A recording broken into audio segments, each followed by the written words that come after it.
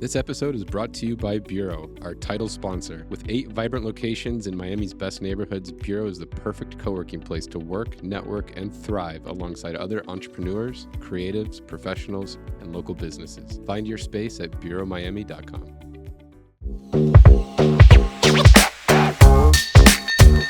Well, we're here with Gerald and Trisha Posner. We are so excited to have you guys on this podcast today. You know a mutual former guest of ours, Lyle Stern. He's the man, and he's the one that connected us. You know what? I saw Lyle randomly today at Whole Foods downtown. Oh, yeah? Yeah. It's like meant to be. Yeah. I was walking by and he was on a phone call, but I just fist bumped him. Yeah. That was cool. So we discovered you through Lyle, but then we know that a lot of the names that you've interviewed, and one of the things that we like about the podcast that you do is the ones that we've listened to, you find out about the people and what they've done beyond just what I call the headline stuff. So we know a lot of the characters, we know the people, we know what they've achieved, and that's great, and then they get into talking about it. But we also discover more about them than we knew in most cases, and that's great.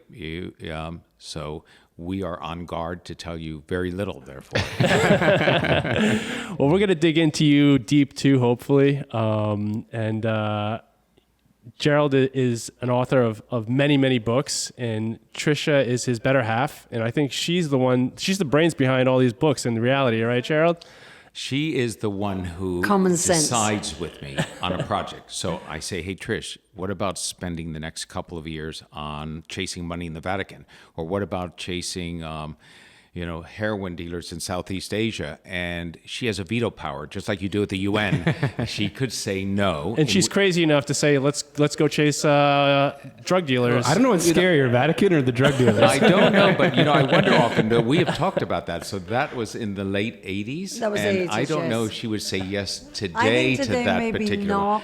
one. Which one, the drug dealers or the Vatican? The drug dealers. Drug So dealers. Vatican's good. I came back from South America where I was following up on Joseph Mengele, this infamous Nazi doctor. And I went to Paraguay where Mengele was rumored to be. And I met these Corsicans. I was introduced to them who had been part of the French Connection, the big heroin trade in the 70s. They were down there fleeing justice. And they would regale me with stories about not Nazis, because they knew I was interested in Nazis, but instead about the heroin trade. And they said, the heroin trade, it used to be a decent business with honorable people like us, and now it's gone to hell because the Chinese have taken it over. I said, really? They said, yeah, it's all out of Hong Kong. It's all the triads. They've ruined the business. I came back to New York and said to Trish, we're working on the Mengele book, but evidently the triads have taken over the heroin business. Would you be interested in looking into that? And she said, sure. And I knew then, we were 5 years into, we were married in 84. Married in 84, I yeah. knew this was the right person for me. And we went down and spent 6 months wandering around the Golden Triangle in Hong Kong, meeting with heroin dealers and everything else. I don't know if she'd give that yes today. Would you? I don't know, actually. I don't think I really thought of whether it was dangerous or not dangerous. Evidently it was when we got there, because a couple of places people were being shot. We went to one place and they told us not to go because the woman had just been shot picking up a pair of shoes. A DEA agent's DEA wife. agent's And they moved us wife. from one hotel because it was owned No, by they the drug moved me dealer. from the Yeah, hotel yeah. because this was the best. We were in Chiang Mai and this DEA agent came in and he was told to be very calm when he picked up Gerald. And he comes in the lobby screaming, DEA, Gerald Posner. Classic narc. Yeah, right. Exactly. And then when he comes back, he's dressed in all this different gear, and he was telling me that, it was just, what did we see, the dead It was bodies? great. So this is one of the reasons, by the way, and then we'll go off into the rest of the talk, but one of the reasons we are not afraid of AI replacing investigative journalists, because it can't do that. I used AI a lot. I use Perplexity, I use Claude, I use Chat. I get it. It has great strengths. It can save time. Can help you draft, look at a whole bunch of bullet points you want to give at a presentation. But it can't go out into the field and develop the relationships with sources who then feel comfortable enough to talk to you for background or off the record or as whistleblowers. It'll give you a list of the people who work there and that. But in the end, the type of journalism we do means you have to get out in the field, you meet people, and Of the Well, it dozen takes people away- you meet, one finally forms a relationship with you It once out takes for a away beer. the best part, because the research for me personally, right? I hate doing what we're doing now and all the interviews, but I love the writing and the research, because you go through those boxes of evidence and things, like when we were doing James Earl Ray from his who's assassinated. King's assassination. I mean, you actually open these little bags, and there are his butts of cigarettes that he had, and then or the suit he was wearing, or something like that. So how many people, I- spouses, can get excited about like going through the archives of James Earl Ray? You know that in Miami, the movers and shakers are excited when they put up a new 50-story building, or they've gotten funding for like a whole venture capital routine. She's getting excited about the archive I'm research sure for nobody the King remembers the old assassination. fish. Do you remember? You know what fish is when like you go through microfiche. microfiche? Yeah. I have broken more of those machines Yeah. than anyone you can imagine in different places. Well, let's get started with a proper cheers, right? Absolutely. Yeah. Yeah. It's mandatory. Yeah. Cheers, guys. Cheers. For coming, guys. Cheers, thank you. Thank So you. excited to have you. Cheers, man. Cheers, dude.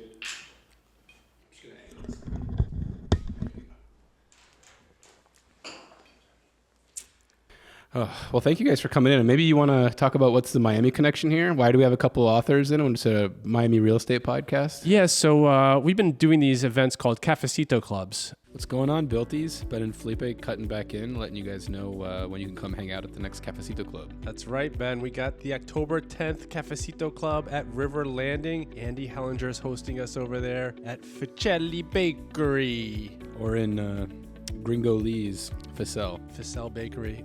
Parking is free. Andy's got the hookup on the parking too. Come hang out, meet some of our listeners. Our guests will be there as well, and we want to meet you guys too. Yeah, it should be a cool venue right there on the river.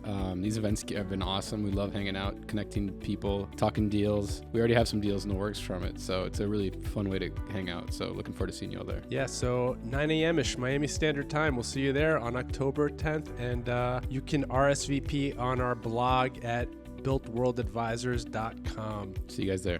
Felipe and I are back with another new event. We got sick of getting over-caffeinated in the morning. We needed to balance it out with some cocktails. We like other stimulants. It's not just coffee. Yeah, as you guys know, we're doing a little Built World After Hours event. Our first Built World After Hours, and we got an amazing guest that we're doing a podcast with. Bob Knackle is going to be coming down from New York, and we're going to be interviewing him on the podcast. And so on October 20th, we're getting together around 5:30 p.m.-ish, again, Miami Standard Time at Miami Central. We're going to have cocktails with Bob, and we'd love to have some cocktails with our listeners and a bunch of our guests as well. Yeah, we thought it'd be another cool way to do a compliment to the Cafecito Club that's been getting a lot of traction. Hang out, unwind, talk to Bob Knackle, the legend of New York City building sales. And we'll be at the Central Bar in the Miami Central. You can't miss us. Yep, so we'll see you guys there October 20th. Looking forward to having a cocktail with some of our guests. See you guys there. Cheers. Later. And we had one of our listeners come to the Cafecito Club, and we were talking about books, and I had just finished Bubble in the Sun, which is kind of the history of Miami in the 2010s and 1910s, 1920s. And so we were talking about that, and he's like, "Have you read Miami Babylon?" Or is it? I'm sorry, is it Miami Babylon? Right? I thought it was the other way around. And I'm like, "No, I haven't." And so I started listening to the book, and then at the following Cafecito Club, I run into Lyle Stern, and he's like, "You know, who else would you want to interview?" And I said, "Well, I'm listening to this book right now." And he's like, "Who wrote it?" And I'm like, "Gerald Posner." He's like, "I know him." I'm like, so within like an hour, Lyle had reached out to you guys, and here we are today. So magnificent book. We want to spend a lot of time talking about the evolution of South Beach as well. I know a lot of the characters in that book. I arrived here. You guys arrived in 2002, 2000. So yeah, we moved in like 2003, but we've been visiting since '89. Okay. Oh wow. And so we came down every year, and then friends of ours in New York would say, we're going to eventually take a spot in Miami Beach, and they said, that'll never happen. And then finally we did, and when we put down a deposit pre-construction on our building, they were putting up the Continuum at that time, asking $600 a foot. And to show you how much I know about Miami Beach real estate. I said to Trisha, 600 a foot, that's crazy. Who's going to pay Insane. 600 a foot, right? Right. So, And what's Continuum trading at today? Do we know? 3,000, they'll do 3,500. They have sales at 4,000 for some Wow. of the large units up on top. It's probably per square foot. The most successful is Pastel Villaggio, past Apogee, it's Wow. past even the Murano Grande. For some reason, the Continuum is on the ocean. It's got the best That location. tower, you're Yeah. facing the ocean. You can never I'm go surprised wrong. it's.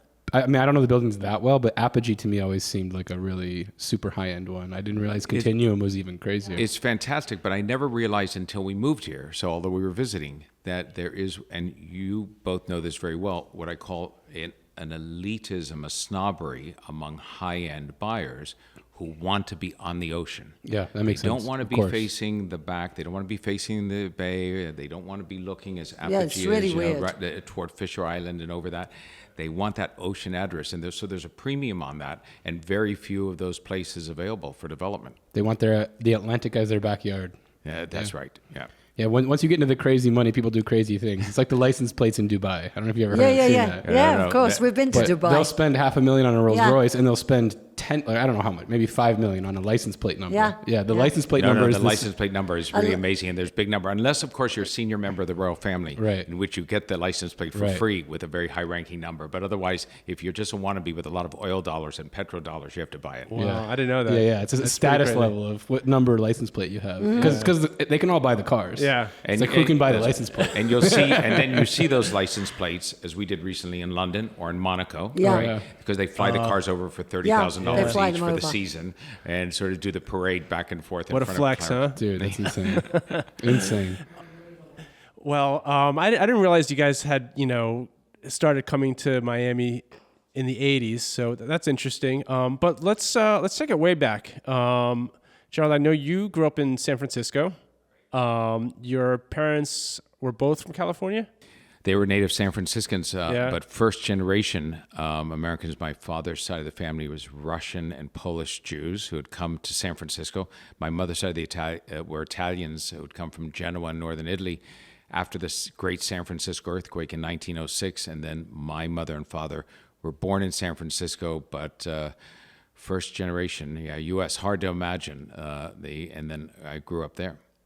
It looks like I don't know. We don't know much about it, but it sounds like an Americana type existence. Your dad was a labor union official. Yes, and California, San Francisco is a big labor town. So my father used to go work on American passenger liners. Worked his way up from a clerk on up, and then got involved in the unions in the late 1950s and 1960s. I remember once when he was starting to do. He had a better income. My mom was a stay-at-home mom. I was the only child. And they wanted to move from our 3-room apartment that I grew up in the Marina District of San Francisco to a condominium up in Pacific Heights, which was very nice. They had to get the approval, though, of the rest of the building, small unit, like 7 or 8 units. I must have been 12 or 13 at the time, and they got turned down. And we never knew it was because he was a labor union official or he was a Jew, which he was. There are any number of things. Old San Francisco money had its own form of elitism, like every city does, but there is that type of thing for whatever reason. But it turned out to be a good thing because we ended up with a nicer house somewhere else in the city. Did you grow up? Were you raised more Jewish, Catholic? Did you have a bar mitzvah? Confirmed? None of the above. So never bar mitzvahed, absolutely Catholic. One of the reasons. First communion, baptized. Yeah, I was an altar boy. As Okay. Knights of the Altar. It was amazing, and very, very much. My mother was a devout Catholic, and I grew up very in that milieu. All the kids I went to school with, I went to Sisters of Charity for grammar school, and then Jesuits for high school before going to Berkeley to undergraduate. And when I finally ended up doing 10 years ago, 15 years ago, a book about finances of the Vatican. Although I'm no longer a practicing Catholic, I used to call myself a cultural Catholic. I understand the church from that perspective. So it allowed me sort of write that book from not an insider's view, but understanding how the church operates in some ways. Yeah. And so you grew up in San Francisco. You went to high school in San Francisco. What years? As a matter of fact, I went to high school from 68 to 72, right in the craziest part of the time. I was 14 years old when Bobby Kennedy and Martin Luther King were killed. That's a crazy time to grow up in San Francisco. It was a great time, though, because the chaos to us as kids seemed fantastic. Our parents hated it. I mean, all the priests and misters at Jesuits at the high school were doing folk masses and Joan Baez and things like this. Oh, yeah, it was a full hippie movement. The full hippie movement. And the Jefferson Airplane, Grace Slick, was doing free concerts in Golden Gate Park. We thought it was fantastic. And then, to make my parents feel even better, I went on in '72 to go to Berkeley at a time when Ronald Reagan was governor of California, and they were sending in the Oakland sheriffs to tear gas Sproul Plaza every other week for large demonstrations against the Vietnam War. So it was a wild time. And then finally settled down when I got to law school in '75 out there at Hastings. What were you into when you were growing up? Did you have any like in school? Were you maths, English? I mean, I could take a guess based on your profession, but I mean, I always thought I wanted to be a lawyer, which is strange. it's a weird thing for a kid to latch on to early. Because I like debate. Oh, okay. So I like debate from the time we had a debate in 7th grade. There was a small debate group. So I was one of the nerds, not good. I was not the kid that you'd ever picked for to start on basketball or football or anything else. I'd sit on the bench. But I was good at debate. And so I thought that's what law was. And my father, who didn't have a college degree, used to say to me, because they dealt with lawyers a lot at the union, he would say, law degrees, that's a license to steal. You should definitely become a lawyer. They send in the most outrageous bills for nothing. I used to think, that's a brilliant business. I get to debate and charge people for that. Yeah. It was only when I became a lawyer years later that I realized it's not quite that, But kinda. Yeah, kind of. Right. The billing part, not necessarily the fun debate part. That's true. That's true. Man, but what a time to grow up in San Francisco. Insane. I mean, that's like peak San Francisco there, It really right? is. Yeah, right. Yeah. And so San Francisco is a great town to grow up in. And I didn't meet Trisha until 1980. I moved back to New York in 78. Ben, you know what they say in real estate, if people don't know you, they're not doing business with you. Exactly. That's why the Built World podcast works with top of mind public relations, because being a best kept secret sure doesn't pay the bills. Paula Uspa Abbott, the brains behind Top of Mind PR, is a former real estate journalist, so she knows exactly what makes the media pay attention. And let's be real, getting in the press isn't just about bragging rights. It's about building credibility, landing deals, and making sure the right people know your name. Whether it's top-tier media coverage, killer storytelling, or just making sure you're the one people think of first, Top of Mind PR has you covered. Want to stand out? Hit up topofmind-pr.com or email info@topofmind-pr.com. Because in real estate, if you're not visible, you're invisible. Ben, you and I are all about PropTech, and if there's one tool we absolutely cannot live without for our commercial real estate brokerage business, it's Vista. Absolutely. Vista is incredible. We use it every single day, and we're always wondering, how do they do this? Every evening we get an email from them with real-time closed transactions. No more waiting around for months for the property appraiser to finally update. Yeah, whether you're doing industrial, retail, office, land deals, they have every closed transaction. And it's not just the speed, Ben. The details are on point. Seller and buyer info, contact details, phone numbers, emails, everything is accurate. It's hands down our top prospecting tool to farm for warehouse deals in Hialeah. Vista keeps us one step ahead always. It's also the best way to search for comps when putting together opinions of values for clients. Head on over to Vista.com and use code BuiltWorld and get 30 days free access today. VIZZDA.com. Let's get Trisha's side of the story. So you grew up where, Trish? In London. In London.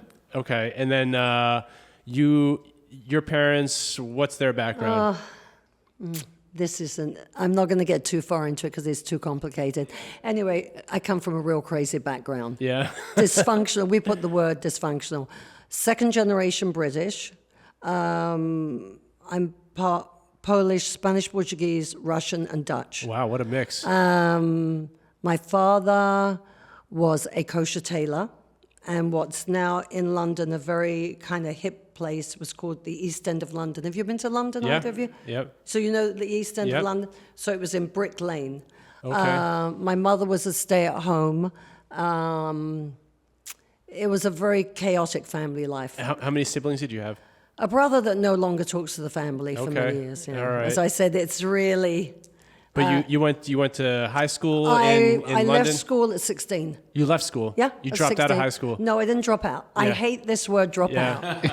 I hate this. With all this politically correct stuff that everyone love talks, it. it's I chose to leave. You chose to leave. Because my lifestyle at home was so chaotic, I needed to get away. So I did a lot of traveling. So, I went to Spain. But growing up, what were you interested in? Were you? I was a very curious child. Yeah. History, museums, art, fashion, and because I'm dyslexic, I think that's where you lean towards. And I was absolutely terrible at school. Because reading, writing, everything. I mean, I knew I was smart, but I couldn't understand why I couldn't understand what I couldn't understand. I know it sounds crazy, but you have to, it's just so bizarre. My mother was great at helping me, always making me feel like I was special, smart. I never felt stupid, even though at school I was put in the corner with a dunce's cap on. I mean, it was the 50s, right? Yeah. I was born in 51, so coming into, you were treated very differently because they didn't understand what dyslexia was. Well, based on the United States' recent scores, maybe we should bring the dunce cap back. That's right. That is true. But I always thought because I was a curious child, I was, I never thought of myself that way. And being Jewish was not great because at school, dirty Jews, all Jews have got big noses. I thought I had a big nose. All Jews got big feet. I had big feet. It was like I couldn't win. And I got a lot of complexes. I thought I was ugly. Was there a large Jewish population in London at that time? Well, right now I think there's 250,000 total. I don't know about in that period. I know that there was a lot of segregation at that time. You couldn't live in certain, they would say, actually, no Jews, no blacks, no dogs. Yeah. So my grandfather, who was absolutely amazing, taught my mother and her two sisters how to box and to lift weights. Like they were like wooden weights. So I would say the women in the family are very strong. Badasses. Badasses. So Yeah. Trisha Excuse has my a thing. So language. Trisha's surname is Levine. Levine. Always. She was very clearly Jewish. She would be the only Jewish kid. Sometimes I would talk And to the got family curly in the hair. school, Yeah. in schools that were not Jewish, and so they just, they weren't used to seeing Jews in those parts of her schools. But there's something else. I grew up in this hotbed of political change, hippies, the drug culture, and everything else in San Francisco. But Trisha was really, we've talked about this, in the heart of fashion. Oh, yeah, Swinging it was fabulous. 60s. Swinging Yeah, 60s. I was gonna say. So the swinging 60s were fabulous for Yeah. me because I designed all my own stuff, and that was the easiest thing for me to go into. I went into fashion. I was going to go into drama, but then I didn't think I'd be able to learn the lines and everything else. But but I was very good at mime and everything. But fashion saved my life. And if you went up to my mom, which people would do, they would say to my mom, Patricia, they call me Patricia then, Patricia dresses very strangely. And my mother would say, doesn't bother me, why should it bother you? So I was brought up very confident that way. But what a time to grow up in London too, right? I mean, you Yeah. got fashion, you got music, Yeah. you got Oh, yeah. creatives, you have art. We had the King's Road Chelsea. Yeah, I mean- it was really, you could really express yourself much more then, I think. No one would look at you like you were strange in any way. You can tell something about the Brits who grew up in that time. So if you ask her, Beatles or Stones? The Stones. Yeah, so wow. yeah, I'll take that any day. I really wasn't a mean, Beatle. I'm 100% They were on too that one. mushy for me. And I know this is like jumping way ahead, but there's a point years later when we're working on the book for Miami in which Trisha gets very excited. Trish could meet the President of the United States tomorrow or meet the King of England, and it's just another person. They've got that title. She's never standing there.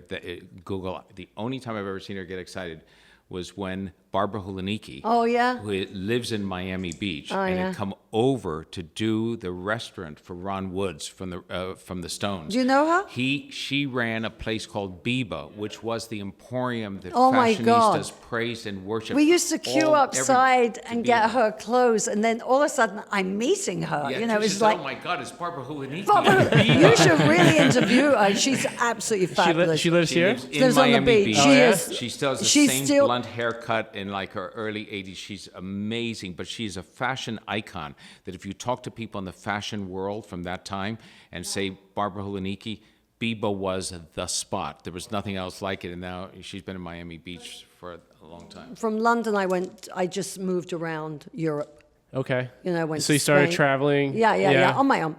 And where did you travel to? Or where did All you, parts of Spain, Ibiza, Mallorca. you speak Spanish? Benidorm. Bastante. See, you got Sí, even sí, the sí. you even got the accent. yeah, the Spanish yeah, accent. Spanish She has accent. that Castiliano. Yeah, I can see it coming out. Yeah. Well, you know that in Spain, we don't know if it's true or not, but apparently the king had a list. I heard that. Yeah. You heard that one, Yeah. right? Great story, whether I true or don't know not. if it's, but you know, it's like when Franco was put up there, everyone thought it wasn't him. So we age ourselves by this. We age ourselves by every reference that Yeah, we do. I'm very old. But Trisha has this wonderful story of living in Spain at the time when, Franco died.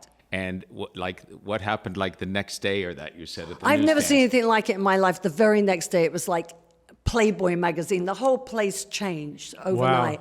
But I think they were probably ready. Yeah. And rumor had it, whether it was true or not, that he wasn't really on the balcony. When he was on the balcony, you know, it was a Body double or something. Yeah, or something like that. So you spent a considerable amount of time in Spain. On and off in different places, yeah. Then I spent time in Florence and eventually ended up in America. So how did you end up here in America? All right, this is true. It's really corny. I mean, Corny stuff is good though. okay, so this is how it happened. As I said, I had a very unusual mother. She was like into science fiction and spiritual stuff. I mean, I had a great time with her. She was crazy.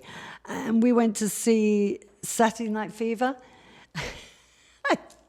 I looked at, when we walked out the cinema, I said to my mum, I'm going to America. She said, why? I said, that movie, I want to go to New York. I want to go. I mean, it was the strangest thing. And I've always watched, like, I always read Harold Robbins' books. Most people probably don't know who he is now, Carpetbaggers, and always watched American TV shows. So I decided that's when I was going to go. And when I arrived in New York, it was like I was home. So what year did you come to New York? 1978. And that's the year that I moved from San Francisco to New York to practice law for a year or two, I thought. And then we met in 1980. But one of the things that Trish says, which is so great, she was in fashion then. I was in fashion, and also where I was living, the doorman of Studio 54 was our neighbor. So I had the Studio 54 thing and the fashion thing, So and you were the Fire Island. spending time at Studio 54? Oh, yeah. Oh, dang. Those are the real party days, Ben. And Dude, Fire these guys Island. just rode a hell of a shit. wave Yeah. from Berkeley to But London. still young know. enough I know. to, It's like I had the 60s over there. Yeah. But Yeah. young enough still to party all night and then go to work the next Yeah, morning. and literally go to work be, the next and be day. okay. Wow. And not today we'd be in the hospital. And then we met through a mutual friend on a blind date, But- which doesn't And exist anymore. One right? of the things that Trish said to me, she said when she arrived at JFK, because she hadn't been to New York before, she moved there on her own. She said, I got to Kennedy, and she said, it felt like home. And I said, Trish, don't tell anyone Kennedy felt like home. They'll think you're like a No, psychopath. but you know, it was so. But what was it about New York Well, that... being Jewish, I'd never experienced anything like it because you were talking about Yom Kippur and Rosh Hashanah on TV. You know, you could get bagels up the road. You know, everything was very different in England. They were so anti-Semitic. And it felt comfortable to be a Jew. I mean, no longer, obviously. Now it's like we've gone backwards again. But it just felt great. And I think I was more surprised with how conservative you all were in America. How conservative we were? Yeah, Really? fashion-wise. Oh, yeah. Fashion-wise, not Fashion, politically. not Yeah. politically. Fashion. I mean, I would have people stop me in the street and say, you know, you got 2 different earrings on, or your petticoat showing, or something. I mean, like the most ridiculous. I would phone my mom and say, they're so not with it here, like I thought they were going to be. You know, it was. Well, the U.S. always seemed to sort of lag when it came to fashion, right? Yeah. The trends used to come out of Europe, and then years later they would make their way to the United States. I don't know if that's the case still. Well, I think it's like living in Miami, you know, in South Beach where we live. It's like a cookie cutter. Everybody looks the same. Yeah. They have a look, you know. But I think in New York, it's still that way a little bit, but it used to be a uniform was just black if Yeah. you were safe. Yeah, everything besides was the student just tie. black. But if you were going to some event or that, as long as you were in black, you were fine. So, Trish would have her Doc Martens on and a little bit of color or whatever else. And Which you're rocking Doc Martens today, aren't you? Yeah. I love it. But yeah, so we met on the blind date. What was the first date? Well, We want all the details on the first date, right, Ben? Everything. I wasn't very nice, actually. You came into the shop? Yeah, I was working at a very high-end shoe store at the time called Victoria Ricci. It was very, celebrity-oriented. That's where they came. And in that block, there was Bloomingdale's on that same street, and we would all and Karl Lagerfeld, and we would all let each other know so-and-so's coming into your shop, and this one's coming into your shop. It was really fun time. And I had a friend, and he had a friend, a mutual friend that we didn't know, but she was dating someone, and he had a crush on. And she was And trying to get rid of him. And so the great thing is, so when I went in to meet Trish, I would just remember this. No, she said to me, I have a lawyer and a hairdresser and something else. I said, no, Val, I'm not interested. She said, how about the lawyer? For the first time, you have a professional. Because I'd always dated artists. Yeah. And I said, okay, send him in. And the great thing is, I just remember this. You try to say something to the person that you're meeting, either to like be clever or and so this is like not even clever. It's embarrassing. But I said to her, and her British accent was even stronger. So I said, I really like your accent. And she said, I remember this, missing a beat, I don't have an accent. I'm British. And I thought to myself, British. I thought, wow, she's not even trying to impress me. I like her. Then I told him I was on a Friday, and I said, I'm sorry, I can't go for lunch, I'm busy. But then plain hard to get, huh? He got me the next time he came in. I had to supplement my income. I was modeling at that time, and I was doing do any of you either remember Interview magazine? Yeah, it was like Andy Warhol. Andy Warhol started this magazine. Okay, so I was doing this jewelry ad in this magazine, and he came in with a bottle of champagne and the cover of the magazine wrapped around the bottle. And I was smart. That was smart. better than asking her about her accent. And so I went out for lunch with him. So little did you know he was an artist in disguise. Yeah, right. I know, but right. we both decided that we weren't each other's types, but we liked each other. And then we kept on bumping into each other at like events, parties, club. And then we would sit and talk forever. And 6 months. Eventually he grew on you, huh? Yeah, eventually I did. Well, it was the brain. It was the brain. He Yeah. he is smart. He's so smart. And also have a sense of humor and laugh and be silly, and which is lacking today. But it's all about timing. I mean, you never know what's happening in terms of timing. And this was the period, 81, a year after we met, in which I had gone into my own practice after leaving a large Wall Street firm, Cravath, Swaine & Moore. And I thought I'd set up my own. And a guy from the Justice Department, a lawyer, called me up and said, hey, we were approached at DOJ here in Washington by some survivors from Auschwitz, the concentration camp, who want to sue Germany and the Mengele family, this doctor, for the experiments that were done on them back in the war. They're spending thousands of dollars a year in medical expenses, and it's not covered by the compensation. We can't do it. Do you want to take it as a pro bono case? And I thought, I have some spare time. I've got a new practice, sure. And that became a 3 and 4 year project that became all-consuming. That eventually became, we were thrown out of federal court, can't sue a foreign government. We couldn't prove that the Mengele family, was supporting the doctor at that time. And that turned into the first book. And after that book, we are not a couple who ever sat down and said, let's have a 20-year plan. Let's have a 10-year plan. What are we going to do? We're going to stop practicing law and we're going to write books. We're going to stop being in fashion and write books. We've just sort of moved on as life has taken us and been willing to take that turn.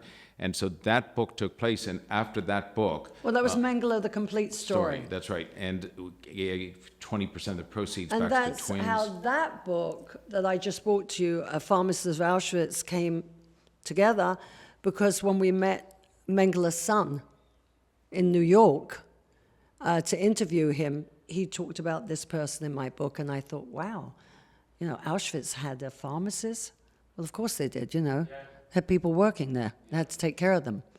So, it's funny how things jump into each other. Absolutely. And it was almost like life brought you on this gradual, not that gradual, but somewhat gradual twist into entrepreneurship and artistry, from big law firm to starting your own thing to now I'm an author.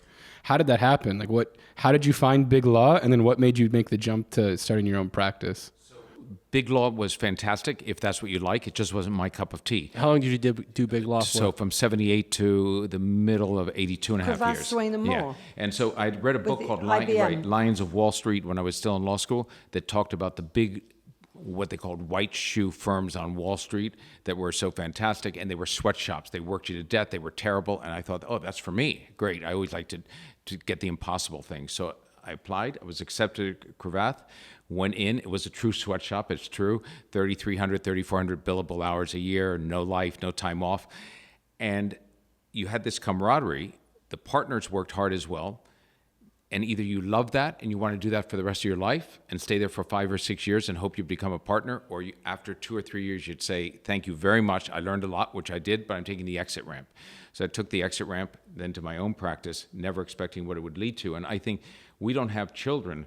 So one of the things that's happened is we've been able, it wasn't that we sat down, again, very unplanned. It's not like just we said, should we have, it just, and we were able to do projects as they came up. So that's, when I said before, after Mengele came the idea for the heroin gangs of Asia, and that became the book, and we were off doing that. Clearly, if we had children at that time, I don't think we would have been as willing to pack up and take them to Bangkok with us. Of course. But I think his life and my life is very similar in that respect. I never planned anything. I never thought ahead. Like I know most women and girls, whatever you want to say, I never thought about, I'm going to get married, then I'm going to have children. I never thought any of that would happen. I just always thought I was going to be on my own. So, and I don't think things just fell into place. So you get either the real long planners, which are great, that's fantastic. And boring. And maybe, but I'm sure that even the long planners must have speed bumps that come along the way that they don't expect, and then they have to adapt, right? Well, I think a lot of people think with us that we don't have children because we didn't want them, but it just didn't happen. So for us, because it didn't happen, okay, let's move on, Felipe, ever since we moved into Bureau, my productivity has been through the roof. I mean, I might actually be getting things done for once. The energy at Bureau just makes work fun. Plus, with 8 locations across South Florida, from South Miami all the way to Hollywood, there's no excuse for not finding a spot to get your shit done, Ben. And we're not alone. Over 500 local companies call Bureau home. Everything from creative agencies and real estate firms to tech startups, law firms, and media companies. It's a melting pot of brilliant people, and we don't include ourselves in that category. We definitely don't include ourselves in that category. Bureau really has space for anyone, whether you're flying solo or have a team. There are suites starting at 100 square feet all the way up to 2,000 square feet. They also don't try to lock you into long-term agreements, and everything is month to month. Let's not forget the important stuff either. The coffee is top tier, staff is incredible, and has a very entrepreneurial vibe. It's not just a workspace, it's a place where work actually gets done. That's right, Ben.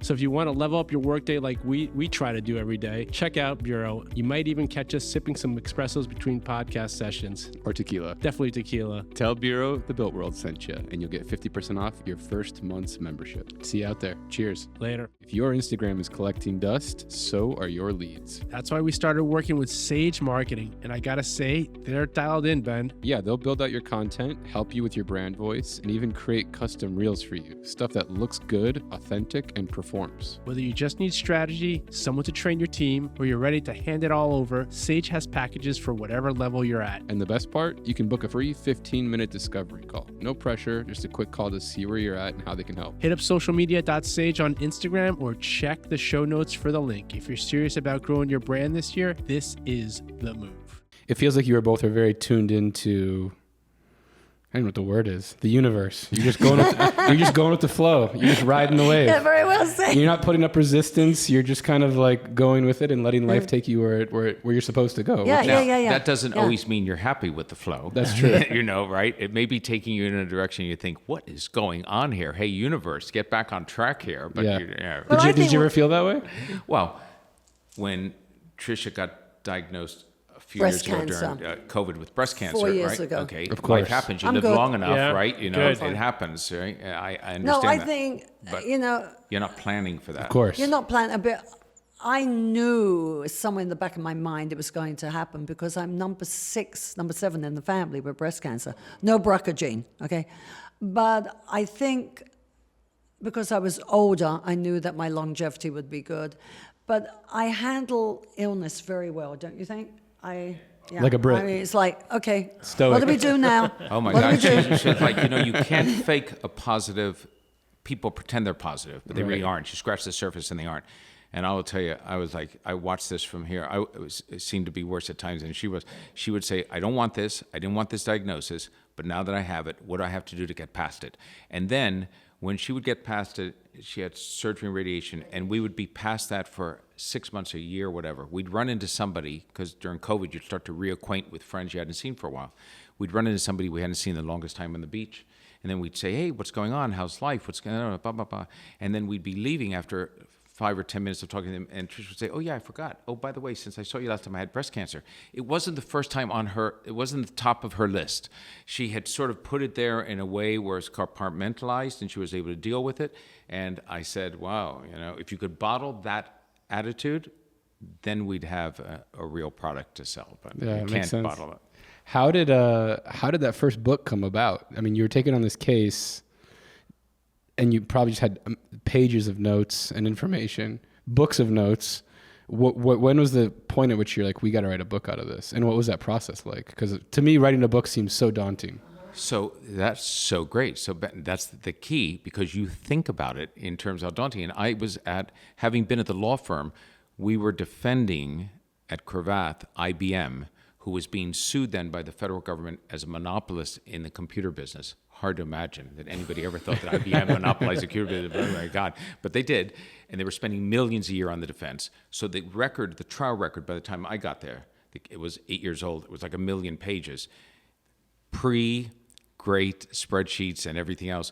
You were useful to your partners if you started to know the record. And I have a very sticky memory. I'm good on that. You give me a complex file, and I will come out of there in an hour or two, mastering enough to have a real good conversation with you. And it just sticks in there. So I was used to dealing with this massive legal case. So documents, room full of documents, never bothers me. The more documents, the better. So on the Mengele work for the lawsuit, I'd gathered about 25,000 pages of Mengele documents, including freedom of information requests to the government, before the government realized, now you ask for freedom of information request, everything's redacted. They fight you on every document. Back in the early 80s, they sort of, where the law wasn't that old, they would send you stuff. So they sent me the stuff that he had been captured, this Nazi doctor, by the Americans and released twice and everything else. We had real news. So when the lawsuit went nowhere, I said, as opposed to what you said, which is books are really tough, oh, I have all this fresh information, I should do a book on it.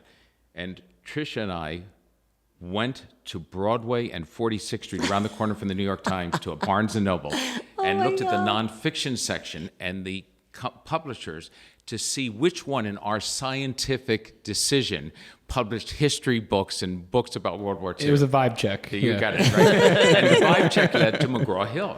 And I sent in a letter to McGraw-Hill saying, I'm this lawyer with like 25,000 pages on this. But she wasn't a real editor. She wasn't a real editor. She was an assistant editor, which Assistant means like a editor. 23-year-old kid who's essentially an intern. And she put it on the right desk. She put on the right desk a real editor who said, come in and talk to us. I did. And he said, this is really interesting information, but you've never written a book before, so maybe you'd like to write it with somebody who has. And I said, great, no problem. So they brought in this guy who had written a book about the taking of Jerusalem in the Six-Day War. And we just didn't hit it off. So they said to me, come up with somebody on your own. I came up with a British journalist who had done a documentary on Mengele.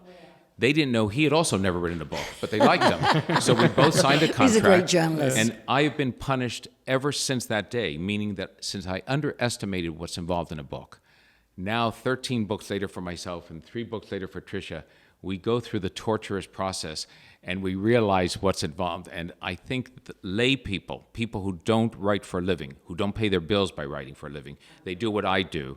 You underestimate it. It looks so simple. You read a book, and if the writer's done the right job, it goes from page 1 to 300 seamlessly, and you think that's just how they did it. That's how they wrote it after a little bit of research.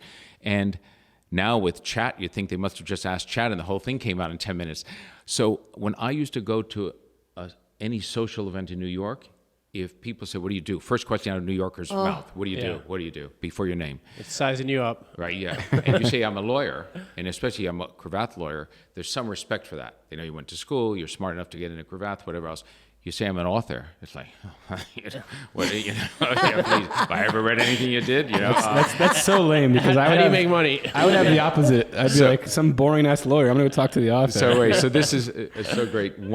And I will leave the first name out, but many of the people that you've had on as guests would know this person, part of the Tisch family in New York, because we lived in a building with one of the Preston Tisch's sons, and they had a family event, and one of his cousins came up to me and said, when I was then writing for a living, so what can you make from a book?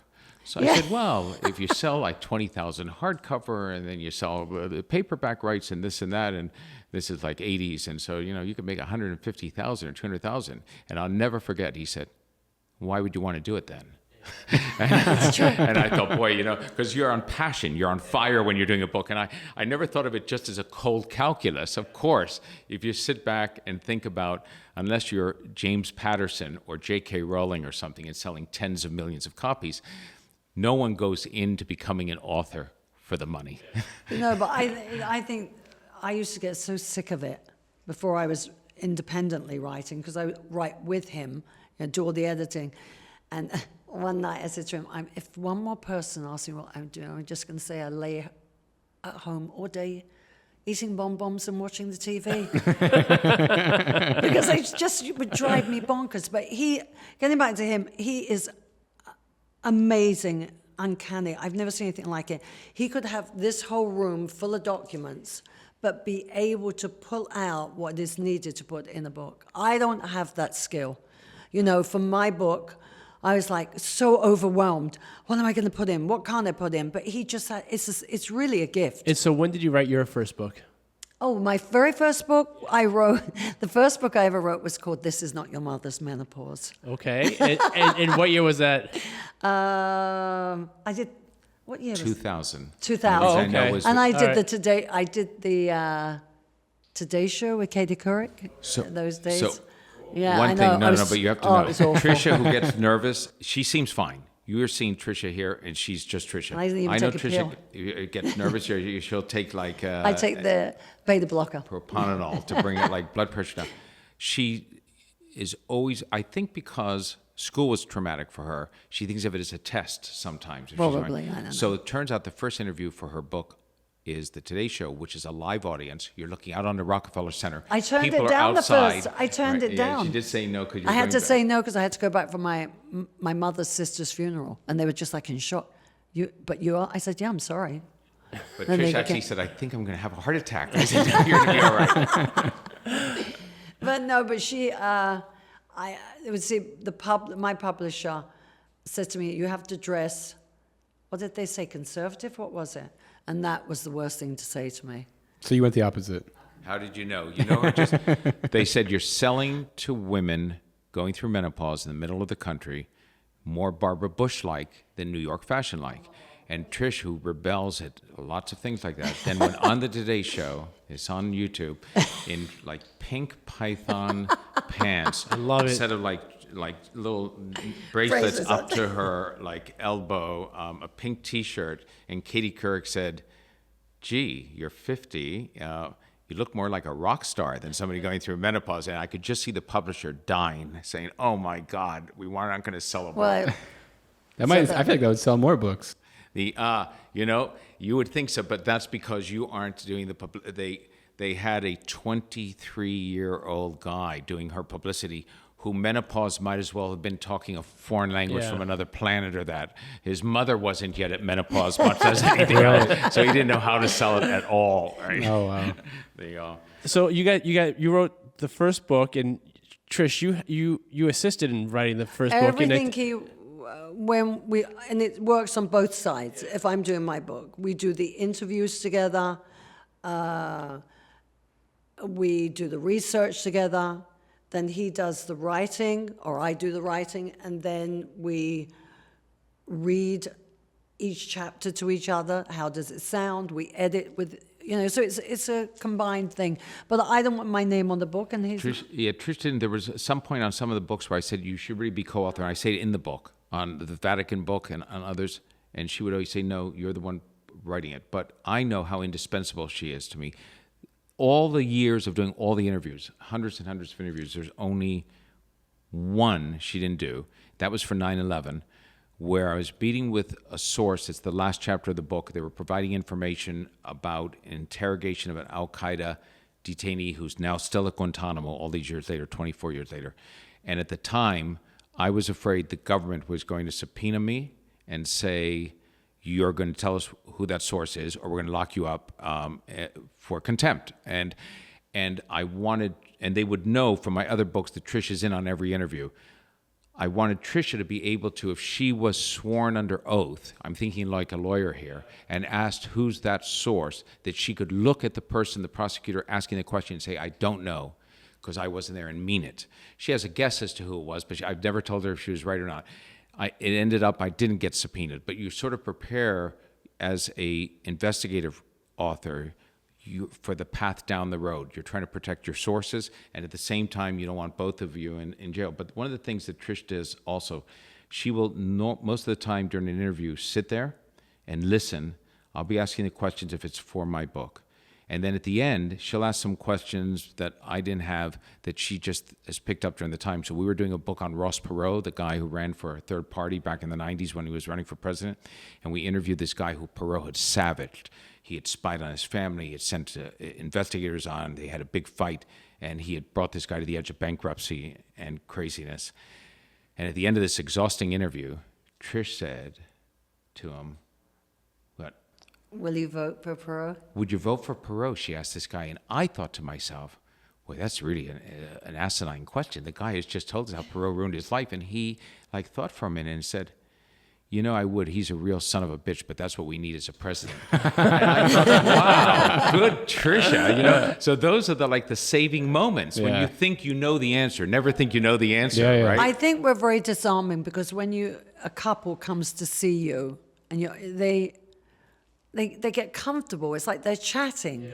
They forget that you're being interviewed, And so I think it helps. I didn't realize that in the beginning, but as years have gone on. So I get the credit for my books, but so when I say Trish is a secret weapon, here's what I mean. I can't tell you how many times I've gone in for interviews. Now I'll blow this, and so it won't happen in the future, with ex-FBI, ex-CIA, intelligence agent people, right? The stuff around that we were doing. And I would say to these guys in Washington or elsewhere, we were traveling, I bring my wife with me because she does interviews with me. And they would say, fine, no problem. And they're thinking Barbara Bush, because that's, their own wife looks like Barbara Bush or something. Yeah. And then Trish shows up with her Doc Martens and everything else. She's got the English accent, and she's talking. And then they start to talk to her, and then, what about this? And the next thing I know, she's getting the great stuff because they're showing off to her. They're saying, oh, you think that was some. Let me tell you the time we kidnapped these two guys in Lebanon. Well, Ross Perot was a real... what do you call it, Anglophile? Yeah. I mean, he loved the Brits and he loved the Queen, so he just wanted to talk about that for a while. He was it. And that's how you get someone to get comfortable with you, right? And so they start spewing more and more stuff when they start talking about things like that they want to talk about, right? Yeah, exactly. But I will say that we also are old school in the sense that we off the actually record honor is off the record. Yeah, off the record background. And we had an instance, the worst ever, on the Vatican book, in which a lay person, not a priest, who was close to the Pope, served in the orbit of Pope Benedict, the German Pope, had a story to relate about his service in the Pope. And we had trouble getting through to him, and finally we did. And then Went to his this house. person said, after a long time, we're in Rome, I'll tell you the story and everything, but if I decide afterwards I don't want it published, you have to honor that. So we said, fine. And he told us an astonishing tale. And then a couple of weeks later said, I don't want it published. And we honored that. So when I wrote that book... What's even worse, when he died, we asked his wife, could we now? And she still said no. And so the worst part of that was I'd rather have not heard the story, because when I then did the Vatican book, there comes a chapter in which I'm talking about the end of Benedict's term, and I know the real story, but I can't print it because I was never able to get any confirmation for it. Of course you try to independently confirm it, but there's a small handful of people who know this. And so that's the nature of the business. I'm sure that there are people who work for the Daily Mail or the National Enquirer or whatever else would have it on their front page and wouldn't care about it. And that's why journalism, for the most part, gets a bad reputation, because those are the people that have burned somebody else or that. But in the end, this is our career. And if we're known for having done that to one big source, we'll never get anybody to talk to us. Wow. I mean, it's wild. I'm just looking at the books that you've written about between the triads and, I mean, everything. You guys have experienced some crazy things and heard some crazy stories. Like, is anything come to mind, like one of the craziest things you've been a part of or heard? I don't know how to ask that question better, but it's more like, what are some of the most insane experiences you've had when researching this stuff? Well, I think one of the ones that I missed out on that I would have given anything to do was go into, which most people don't know about probably, is the walled city in Hong Kong.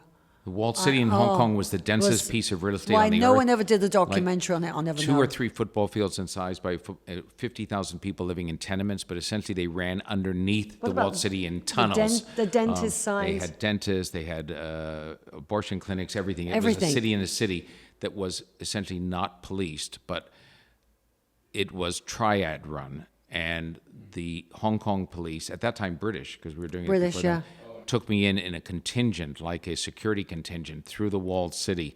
And we tried to get 60 Minutes to do a piece on it. No one was interested. China, when they took Hong Kong back, took it back, and the walled city was demolished. But that was one of the wildest times. But when you're doing it, I mean, I was in Afghanistan in 2011, 2012. Trisha did not go over. No, in fact, they said, even if you wear a full burqa from head to toe in black, they'll know that you're not. They'll know you're Westerner. You're It was Westerner. a tough time. You can't come. And they would know that you're a Westerner? Well, he went, and I clearly was. you got lost in the airport. I arrived in Kabul, and the people, the Karzais were then in power, and one of the brothers of the president said, "My guy will meet you at the airport." Fine, and I was on a plane coming in from Dubai.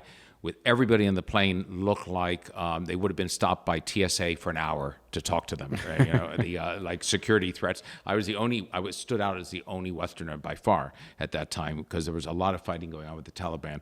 And went in, and somehow the guy who was supposed to meet me was on the tarmac, and how he didn't see me, I don't know, but I went onto a bus with everybody else and ended up at the terminal and wandered around for like 40 minutes until they finally came and got me. And later they said, that's when you were at your greatest risk. Not that somebody was going to come and kill you, but there's a price for a Westerner. They pick you up. They don't know who you work for. They know you work for some Western media outfit or an NGO or whatever else. There's money to have a Westerner. So if they can grab you, you're worth 30,000, 50,000, whatever. They'll find out once they get you what it is. But that was when you were at risk. So I think a strange one for me was in New York when we met Hess. And Hess's son. Rudolf Hess's son. And I went to shake his hand, and he picked me up in the air. And this is the son of the deputy Führer of the Third Reich, who was a real neo-Nazi. Yeah. And Trish thought, oh my God, he's picking me up. He's going to crush me. And when she met with Mengele's son, that was unusual. Who's a lawyer, who condemns his father's work and everything. It's still odd for Trisha. And where does he live? He lives in Germany. He lives in Germany, but this was, what year this was? 85. 85. And my mother was still alive at the time. And I kept on thinking, oh my God, what if my mother knew I'm going to meet with this guy, and everything.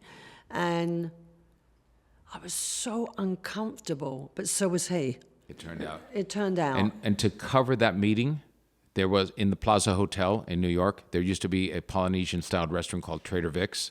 Started in San Francisco So we years met earlier. there. So Trish and I said, let's meet him in the back of Trader Vic's under one of those like fake palm trees, because no one you knew in New York would ever go to Trader Vic's. It was a tourist trap. So we knew we'd see no one who knew us. And That would then have been the Gerald greatest did, shock. makes and sense. then the really weird thing was that Gerald, I don't know if you remember Phil Donahue. Mm-hmm. He did his show with him. There are And that was 17 or like- 18 minutes on YouTube. Of It was so bizarre to sit in Mengele the son, me, audience and and- watch yeah. this. And Phil Donnie. Wow. Yeah. So Yeah. I mean, we've had a lot of fun, crazy stuff.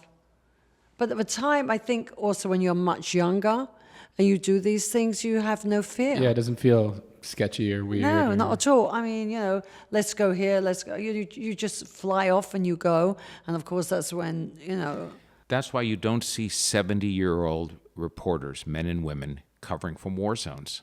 You see, if you think about it, they could be. Some of them are still there. They're at the network of that, but they aren't going out because they start to feel more vulnerable. It's why the military wants 18 and 19-year-old kids running how across the much battlefield. time did we spend in Dubai Quite a bit of time with the Afghans. with the Afghans? And that was really an interesting situation. When we were, Trish was the only woman I at was a the only meeting with a woman. lot of Afghans from a amazing. village that had come to Dubai, and they said, "Let's eat," and she had a skirt on. yeah, And they schlong, eat on the floor. And, they eat on the floor. Trish has sort of like positioned Yeah, herself. so it's it's good. been, yeah. So she's been very adventuresome. Sounds like it. What an adventuresome couple. But here's the key, and you'll understand this, Felipe and Ben. Never, I said before, Trish has veto power. That's right. But Trish always then enjoys the experience, and I enjoy the experience. There are times we say, oh, this is like too long or whatever else. But she's never been the type of partner who then says afterwards, oh, I knew I didn't want to do that. That was terrible, right? So you you are- talked me into it. No, we do those decisions together. But there's another. This is a small one, but there was in Berlin. There's called the Berlin Document Center, which the Americans own, and there I found something fascinating. I asked the archivist, is he worried about things being stolen? Because there was no security at the time. You could just go in and do what you want. And what did he say? No, we're not worried about people stealing documents. We're worried about people inserting them. documents that look real to change the nature of the way that history looks. I thought, wow. Wow. So, there's Now tons with of it. AI, there will be right. Yeah. So how long does it typically take you guys to write a book? Oh, that's weird. That's a hard one. It depends on I wish there was a good answer. the to that. amount of research. So the Vatican book took on and off 9 years, but that's because other projects kept jumping in front of it. It wasn't like 9 years straight, or I'd never be able to pay the mortgage. And the Kennedy book, actually, I had pitched that before about JFK to the publisher, and they weren't interested because I didn't have a solution to what happened in the case. I just wanted to study it as a lawyer and give you the 7 or 8 issues that you couldn't resolve and say, this is it. And they said, no one will be interested in that. And then Oliver Stone did his film JFK, and they said, oh, well, JFK assassination is back on the radar, so maybe you can do that book. They paid very little for it. I did that book in like 2 years because we were trying to time it for the 30th anniversary of the assassination in 93.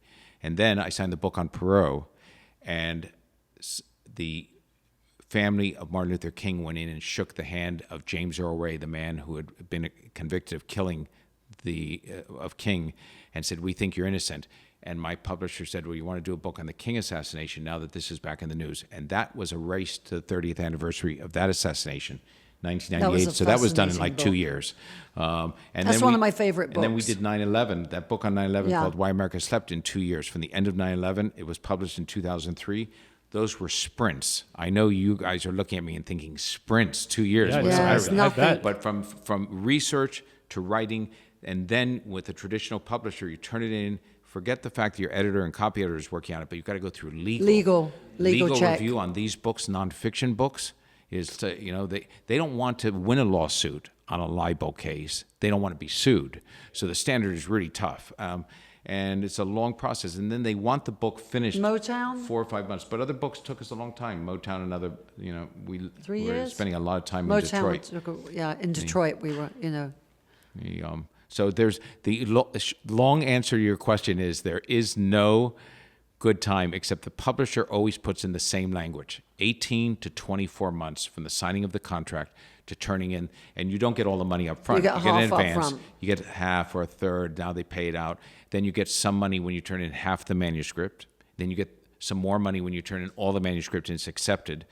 And then you get some money on publication. But the great thing in every publishing contract, which should strike fear in the heart of people who pay their bills, is the publishers have a clause that says They have a right when to you refuse. submit your full manuscript, it's their own unilateral, subjective decision as to whether they want it or not. Now, I always never had a problem with that. Trisha's never had it. We know we're going to turn in a good Didn't manuscript. think of it, you know? The only time you end up getting screwed is if events have changed. They bought a book on something and nobody's interested in it So I'll anymore. tell you just very quickly on the pharmacist of Auschwitz. I came up with this idea after meeting Mengele's son and shopped it around in New York. No one was interested. And then one particular how would you say it? Big editor. Big editor. He actually said to me, the Holocaust is not trending. Now, he is Jewish, but He still, is we will Jewish, not name him and but, embarrass him. But I won't it's say one his way name. to say it. So what I did was I went with a British publisher and took no money for it up front and said, if it sells, it sells. If it doesn't, it doesn't. It ended up being translated into 16 or 17 languages, was on Wall Street Journal's bestsellers list and USA, I think. But so this is a word case. of mouth. So, That's all. the people come in and talk to you. Some of them are going to write books about themselves. They're going to write their own autobiographies, their memoirs. They've got great lives, interesting lives. And they have a view of it, which we had before we got into the business, which is if you have enough promo and enough buzz, you'll sell a bundle of books. And Trisha's example is a perfect example. That's not true. Hers is word of mouth. Not a penny spent on promotion, nothing else. Word of mouth built that book. Whereas on the King book, Killing the Dream, James Earl Ray died a few weeks before the book was published. It was on the news radar. I did the Today Show 2 days in a row. There was an hour documentary by Dan CBS Rather. after the book. We did Nova and PBS did the whole Everything. thing. Front page New York Times gave it a great review, and I sold nothing. Nothing. Because people weren't interested after 30 years finding out who killed King for whatever reason. They thought they got enough in the interview. Such an amazing So you book. don't necessarily know. Sometimes you will, as just readers, watch an author who's being covered everywhere, and you'll think they must be selling like pancakes. Yeah. But not necessarily. You don't know. It's like that with most art, right? I feel like when musicians, Yes. they think this song sucks, but they're like, whatever, we'll put it out. And that becomes like their biggest hit. Yeah, right? very interesting, it's right? You don't necessarily know. How it's going to be received. It's Yeah. just art. It's If we like- all knew, we'd only turn out Exactly. bestsellers. exactly. So who killed King? Was that CIA? No, it was James Earl James Ray Earl Ray. for a $50,000 bounty by a racist lawyer out of St. Louis to the Rays, who were really like career criminals. That was like hitting lottery for them, and he almost got away with it. So I keep trying to get you to go into these conspiracy rates. Yeah, but I know. You're so This damn is why I logical. don't sell more books. I'm like the type of guy who comes over like at the party and says like, "Turn the music down. It's too loud," or that. I ruined the story. That's And we were talking before that JFK. We didn't talk about JFK. We were talking Ben about. loves a good conspiracy. I love it. Yeah. There you go. I don't necessarily believe in them, but it's fun to talk about. So it's so great, Ben, because when I did the King book, I thought, okay, after Kennedy, I thought Oswald killed him, which was pretty much like saying, you got to be kidding. Nobody thinks Oswald killed him. So on the King book, I said, hey, I've got a conspiracy, this small kitchen conspiracy with the Rays and this lawyer from St. Louis. And everybody said, that's not a conspiracy. We want a real conspiracy. Yeah. That's right. Yeah. We want to know the deep states behind it. Our business, our company, by the way, is called, it has been for years, Area 51 LLC. Oh, that's And I do awesome. love when that's checks are great. written to that, to Area 51 LLC. Well, we can get into some UFO stuff too. I like that. When did you guys move to Miami from New York? Yeah, What made that happen? Yeah, I want to bring it back to Miami because you guys completed your first book, Mengele, in 1986. And so you guys started coming down to Miami about that time? 89. 89. We started to come First down. trip to Hell of a time to come to Miami. First trip to Miami was in 89? 89. What did you guys come down here for? For sun and fun. Yeah. Sun and fun. And Not partying we went much. into a hotel that's on Ocean Drive, the Cavalier. Sure. And the Cavalier's still around. sort of grimy a little. They've been trying to sell it for like 10 years. I don't know. Okay, so Susan there- Gale's been you pushing got that it. thing, but and we thought this is it. But and Coconut Grove was happening then. There was Yeah. all that stuff. The Art Nouveau. Yeah, that's when the hotels, there Mutiny was and the the mutiny, all spot. that. But Yeah, that's usually. that's also the time when there's a lot of photography happening here, Yes. fashion. Yes. So that's when Miami started the historic preservation movement. It started in the mid '80s, more or less, and it really started picking up speed in the late '80s, early '90s, right? Yeah, no, Trish, who had been in the fashion scene for so long, Claudia Schiffer would be here. You'd have, Versace was around. You had Irene Marie and, Irene, yeah, doing the modeling agency agencies. off of Ocean, where it's now a CBS. There was a feeling. Speaking, Bruce I love your Weber- dress, by the way. Oh, It's All beautiful. Speaking of fashion, And Bruce Weber was down here. There Yeah. was a seedy happiness. There was Warsaw, the club, and Tara Solomon, who we then became friends with years later, who was Queen of the Night. So you'd come down and you'd see New Yorkers and others. And there was one trip early on when I remember it's now an Office Depot on Miami Beach. It used to be called a Club Salvation before that, sort of a leather gay bar all night. Sunset in Sunset Harbor, right? Right, That's where it Sunset was. yeah, Harbor. Sunset Harbor. Yeah. Felipe knows that spot well. Huh? Yeah. The Office Depot, I remember. That's so That was before my You knew era. right where it was. That's great. That's so great. And so long before we ever were going to do a book on Miami or that, I remember like early morning hours, 7 or 8, we were up early and we saw some guys coming like out of the club who had been there like all night. And then there was a like Orthodox couple across the street walking away. And then the little kids. And the little kids. And San Francisco and London born. And we looked at each other and we said, this is our type of place. This Yeah. is great. I see a lot of connections here. These guys have ridden the most insane wave of cities. San Francisco in the when it was booming. Yeah. UK when it was booming in the 60s. Then they come to New York for Studio 54. London, yeah. Then they come to Miami in the 80s. Where are we going next? Are you guys wherever they're doing? We're here now. Okay, so that means Miami's going to continue booming, I think. Yeah, I think so. They got the radar. They don't even know it. Were you guys like involved? Like, so you came down in '89. You came down to visit. When did you guys become full residents? You said in 2000. We put a deposit down in 2000 on a property going up on Washington Avenue and Second, between First and Second. But in the '90s, you guys were still coming Still down coming here. down every year. We came down every year, so we got to know it. No, a little but bit. the way we ended up, because youth instincts and things, he was driving me mad because he wanted to buy a place down here. And I didn't think it was sustainable to keep the place in New York and the place here. And I was still attached to New York. And we came on a trip, which year was that when we found it? 2000? And he kept on taking to me all these different buildings, all these different locations. I said, no, I don't like it. No, I don't like it. No. And he took me to we were leaving to get on the plane, right? And you said, before we go to the airport, I have to show you one more place. Okay, one more place. So he takes me to South of Fifth. There was absolutely nothing there, because you remember what it was like, apart from Joe's that we were talking about. And I went, yep, this is good. Let's buy here. Do I know why I said that? I have no idea. It felt right. And he went into the office immediately. And Trish, by the way, one other thing, Trish has never learned to drive.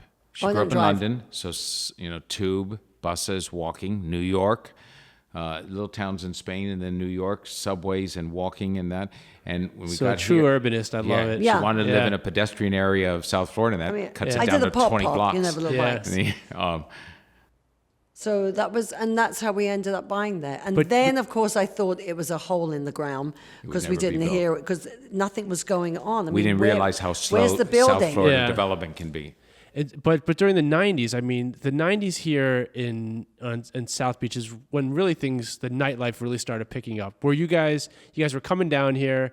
Were you guys involved? Were you guys partying in that nightlife? really. No, we weren't No. partying in the nightlife because Trish had done studio and everything else. And so we observed, we would watch, we'd go to like parties and stuff like that. We knew people, No, we I knew was them on the doing a scene, but we story. weren't doing the scene, What if that club makes was sense. it? I was doing a story. You were doing a story on Miami Beach nightlife, and there was a club that was open on Washington that has long since closed, in which they had a shower in the back in Yeah. case somebody got overheated on ecstasy. They could try to not call 911 and call them up. And I said, "Oh, Trish." And then 9/11 came around, so the story. Oh, and never I got did published. used to write for Ocean Drive. I Oh, is forgot that about right? that. I Okay. completely forgot.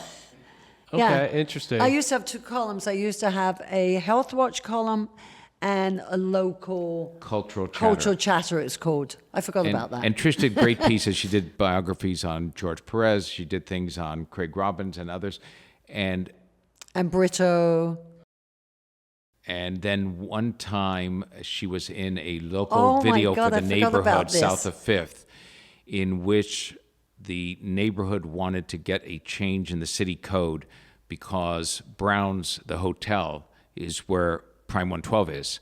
And at that time, a hotel, even if it had only 2 rooms, you were allowed to develop it to a commercial use for 80 or 90% of the space if you wanted to. So we wanted a rule to be passed that if it's a hotel, you couldn't build for more than 50% of that space, have a limitation on it. And Trish was one of the voices that said, look, I love entertainment. I write about entertainment, but I want to live as a partner with it. And at that time, Jerry Powers owned Ocean Drive, and somebody called him up and said, Trish Posner is in a video before the city commission saying that there should be a limitation on entertainment. went nuts. He went down to City Hall and got up on the mic and he said, I'm the owner of Ocean Drive. We are for entertainment all the time, and she's fired. and she's a freelancer. You couldn't really fire her, but it made the New York Post. New York Post The New York Post? had a great headline. They said, Ocean Writer Deep Sixth. I forgot about that. Yeah. I The forgot. wonders of being down here. That was because there's a character that still lives there. How old is he? About in his 90s? Called Frank DeVecchio. Have you ever heard of him? Yeah, so you spoke a lot about Frank in your book. Oh yeah, so Frank And Frank was the one that got us involved and everything. So many things. yeah, because so He's still alive. So is he still alive? Yeah, he just had an open heart surgery. So really interesting character, and so the book. I was talking earlier. The book really kind of. I've spoken to a lot of these almost characters in your book. I had moved down here in 2000, and I tried to start a pedicab business, a bicycle taxi business on South Beach, in like 2002, 2003. So I sort of got involved in I went to City Hall, and someone said, you should hire Harold Rosen to be your attorney. That's a smart move. And Harold knows so, everybody. I hired Harold Rosen. And so then I went to go work for Simone Cruz's campaign. Simone We Cruz, worked yeah. with Simone. We see him at the we gym. volunteered to help Simone at the time in his Oh, race for mayor. Yeah. So maybe we crossed paths might at some have. point Yes. there. And so Nancy Liebman, that was so important in the historic preservation movement. And then Frank Del Vecchio, which I had a conversation with him once, I think, but I didn't realize how central of a character or central role he played in the redevelopment of south of Fifth. Yeah, Yes. he's absolutely critical. And so I think it's interesting to kind of tell that story about south of Fifth because you guys bought your apartment there as well, your condo. But it was really, what was the designation there? It was like a blighted area, right? Yes. And so there was, and today it is probably the best neighborhood in South Beach to live in. Yeah, absolutely. And so I'd like to talk a little bit about that transformation and how Frank played a role in that because he was an outsider coming in. He worked for HUD, I believe. He was an attorney. But he had urban planning as a Yes. lawyer, and he knew Frank is like a rocket. He's like aiming at one target, and he has blinders on to everything else. And if he's fighting on something, he's just relentless. He had us involved before we moved here. In 2003, we were already petitioning the city of Miami not to build, at that time, Baylink, because Frank was up in arms about Baylink. So Frank is a force of nature. And when you talk about the change in South of Fifth, you think of it, I mean, this is the area that, interesting that at the turn of the century and into the 20s and 30s, South of Fifth was like the area, the only area where Carl Fisher didn't really have a lot of land. It was owned by the Loomis brothers, these two Southerners. And, Carl Fisher really didn't like Jews that much. He didn't like blacks that much, but he didn't like Jews. He hated Jews. Yeah, he wanted it more like Flagler had in Palm Beach, an exclusive sort of waspy resort, and that would be it. There were covenants that ran with some of the real estate in Miami Beach into the 50s that didn't allow Jews in. Amazing. Indian Creek, I think I remember part of the book. They said Indian Creek had covenants amazing, that across the board. But south of Fifth was different because Jews were allowed to be there because the Loomis brothers didn't like blacks, but they didn't really care that much about Jews. So as a result, you had Joe Stonecrab and some other business you could only open up south of Fifth. So there was this little enclave that was Jewish Miami Beach, but the rest of Miami Beach, as it got into the swinging 30s, 20s, 30s, and 40s, looked down on south of Fifth. And then over time, south of Fifth fell into disrepair. When the Marielitos came in 1980, the federal government owned lots of the land that later became Section 8 housing, and they put 30 of the 35,000 Marielitos went south of Fifth. But you had the dog track down there as well. You had the dog track, you had the pier, and Joe sort of survived for all those years, but the area was run down. And I will tell you that Kramer... This guy, the Thomas Kramer, this guy's a nut job. I mean, he was like the Diddy before the Diddy. Yeah. We met with him a few times. His and parties were insane. Oh. True, but what he did, you have to think about this. You have Florida developers here like Jerry Robbins, all these developers, right? All these people who know the area, and none of them really came to Miami Beach to develop. It took the Northerners like Tony Goldman and others coming down from New York He who was had done brilliant. No one Soho. appreciated the locals didn't appreciate That's it. right. No. They thought of God's waiting room, everybody's all at the end of Yeah. it. And south of Fifth, if you were even looking to develop like Tony sat down with us and said, I never thought of south of Fifth No. because north of Fifth is Tony where, Goldman? Yeah, Tony right, Goldman, where there were yeah. things. So south of Fifth is this area, and here's Thomas Kramer, this crazy wild German with $100 million, right? Whether it's his family's or not or whatever, and decides to essentially throw it. He had an idea, and you know what? It's hard to go wrong if you're buying beachfront property. I get it. On the ocean, it's the same property that in mid-beach is so valuable. It's just 20 blocks away. And when, the first building, South Point Tower, built in 87, not very grand, but still there. And then you'd get Portofino Tower, which is where finally Kramer runs out of money in the late 80s and early 90s, and he brings in a guy who can do it, and that's George Perez, who really has built his name on Section 8 housing, but George knows how to finish a project. He does it. That puts him into the play. And then the next thing they end up doing, and it's really mostly Perez, is the Yacht Club. So Yacht Club becomes the next big, but it's building by building. The neighborhood still is pretty bad. And there is a fight in south of Fifth, same fight that takes place in the rest of Miami Beach, took place in downtown Miami. And that is when an area is run down and places come in that, like in Miami, you had a 24-hour club here, right, that was running downtown for a long time. And then suddenly they're building condos. And the new people moving in who are buying condos don't want a 24-hour club. So now you have a fight between what I call the residents coming in as the area is changing and going through this metamorphosis. And that happened in south of Fifth. You had Amnesia, a great club, in the open air, late night, and as people are moving into the neighborhood, they're saying we can't sleep at 4 or 5 in the morning. So the first fix was to put a roof on Amnesia. Eventually, Amnesia becomes Story. Changes over time. But every restaurant that opens up wants a 5 a.m. license. Are they going to have a party at 5 a.m.? You don't know. So it's always a matter of figuring out what's good for the neighborhood, what's good for the residents, and what's good for business, because you want businesses to thrive, but not at the cost of being good neighbors. And Frank Del Vecchio was indispensable on that. When hotels wanted to build south of Fifth, he would be there saying, what are your hours? What do you want to negotiate to? He would drive you crazy. You, Ben, would have wanted to strangle him at some point on a hotel development. Yeah. But for us as neighbors, he was great because eventually they were able to come in. They did build successful businesses all around us. Some of the best restaurants around, the small hotels and all of that. It's happened. And they complained about Frank Del Vecchio, but I think that without him, the neighborhood didn't have a solid voice. And I think you in have it. to mention his wife. She was amazing. Oh, yeah. What was Marion his? Del Vecchio. Was he a lawyer? What was? Yeah, he was He was a lawyer. by And training. his wife used to be a cartoon artist, For brilliant. the political satirist Yeah. Cartoon Marion for the Not a Miami piece Herald. of paper went out without her checking everything.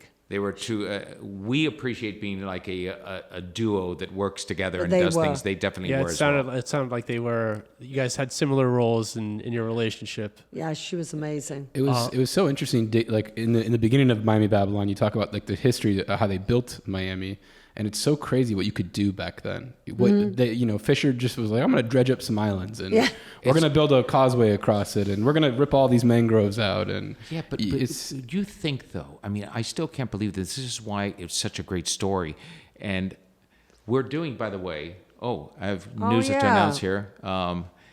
Tashin, Tashin does those great Can you cocktail announce books and it? everything Yeah. else. Yeah, they're doing. I think so. Yeah, We think so. I'm not sure. breaking We're news. going to do it. They're doing a Miami book. And we're doing it. And we're, Oh, cool. we won't do the pictures. They'll do all the picture work and everything else, but we're going to write the story. Oh, that's amazing. The 12,000 words and the Yeah. captions, which nobody reads in a Tashin book. They just look at the pictures. It's all about the pictures. I don't know anybody who's ever read a Tashin book, but you guys are going to be tested on it.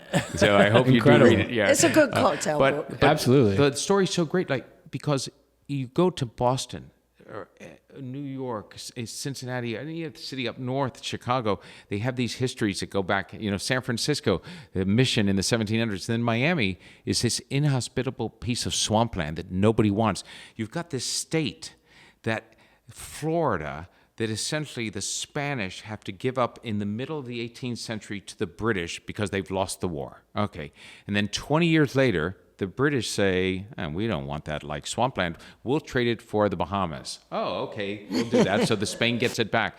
Then Spain loses it again, right, to the United States when they lose the war in the early 1800s. And by the mid 1800s, it becomes a state, but nobody's moving here. So that by 1900, you take nobody's doing a census, but to the degree there was a census in Miami, 5,000 people lived in Miami, half of whom were the descendants of freed African slaves. That's pretty remarkable. I mean, right? 125 years ago, that's nothing. Crazy. It's nothing. nothing. It's a blip. Yeah. To look at the skyline and what's happening and what you are both involved with.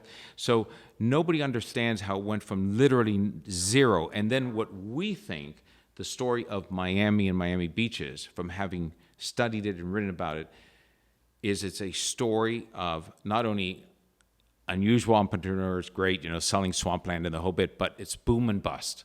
More so, every region is boom and bust, but that's the DNA of Miami. Things are never bigger and better, and oh my God, it's never going to end. How do we buy more of this and build more of it and put up more towers? And then, oh my God, it's a disaster. How do we get rid of all this extra inventory without going under and bringing down the entire company? And then the boom starts. We love getting over our skis down here. You started your business in the great downturn, right? Well, 2008. That's when I got into real estate. Yeah. Well, that was a great time to get into real estate. So you was. talk about timing. Yeah. Bottom picking is much better than Yes, coming in at the top. So that was pretty good. Exactly. And the other thing I thought was so interesting that I learned in the book was, Miami has this like new money. Everyone's kind of faking it, trying to look like more than they are. That's really ingrained in the DNA. Everyone wanted to look like a millionaire. And I thought it was so interesting in the book you talked about the hotels couldn't fill over the summer. So they came up with these like millionaire vacations. They would advertise like shoe salesmen in New York and flight attendants would come down and they'd pay one price. They get the hotel room, they get food, they get a show maybe. And everyone got to feel like they were a millionaire, even though, they weren't obviously. Yeah, and it's so interesting because in some ways it's a city all about the flash. Exactly. And But that really started from, I think, Carl Fisher in a lot of ways, right? Like Yeah, absolutely. It started in the 20s because of him. And it was a place that it was sort of lawless, right? Even during Right. Prohibition. Rum like, runners. Like no one, like people would just come down from New York expecting to drink down here. There was no enforcement whatsoever because you can bring in alcohol from the Bahamas, from Cuba, from Puerto Rico, or from wherever, right? And so it was so far away from really the central federal government that people kind of left it alone in a lot of ways. And then what also happened was there was so much money coming down here that the governor is like, I'm not going to mess with this because this is just money coming in for the state. And so there's this culture here of, let's be free and let's have fun. You're right. And I think that so many Americans in other parts of the country discovered Miami Beach during the war because they were servicemen who served down here. At that time, mostly servicemen, right? Not as many women, but they served. There was a big hub for the military. They went back home and said, hey, there's this great spot that doesn't snow in the middle of December and January. And so people came here. And for a while, in the 50s and 60s, Fontainebleau, Novak, the integration of Miami Beach, because the black performers used to have to only stay over in Miami, even if Lena Horne and Sammy Davis were And that wasn't playing until in the Miami. 50s, right? Yeah, isn't that amazing? And It's incredible that you brought that up in your book. I think it was 1950 was the first time a black man stayed in a hotel. It was Sammy Davis Jr. Yeah, and Frank Sinatra went to Ben Novak and said, hey, Sammy, you got to let Sammy stay here. He's got to stay at the hotel. And Novak said, okay, Frank, for you, because nobody said no to Frank, but he can't make like a big deal out of it, He can't be in the lobby. Right, and Sammy was like, fuck and that. Once he got the okay, Sammy was holding court in the lobby. It was so great, and it was too late. What were we going to do, kick him out? Well, he became a Jew, and he used to call himself a one-eyed black Jew. Jewish guy. He really had all the marks He against him. had the whole package. That's But amazing. all of that great buildup in the 50s and 60s, then one of the, it's unintended consequences or the things you don't expect come in out of left field. I don't think many people in Miami who were enjoying the boom years, and it was America's tourist place, realized two things were going to then put them into a funk in the 70s and 80s. Cheap airfares. So now you could go to Hawaii, as airfares dropped, other places became, and in 1967, a little part of like the Miami Herald, page 35 or something, says the Walt Disney Company is about 24,000 acres up in Orlando. And they opened that 5 years later, and 13 million people are going there in the 70s as opposed to coming down to Miami. So you get Disney, you get the cheaper fares for other places. People are going to the Caribbean, they're going to the Bahamas. And the city that seems like it's unstoppable goes into this 20-year malaise. 20 years starting from when? From the 70s, from the, like I say, 70s and 80s, although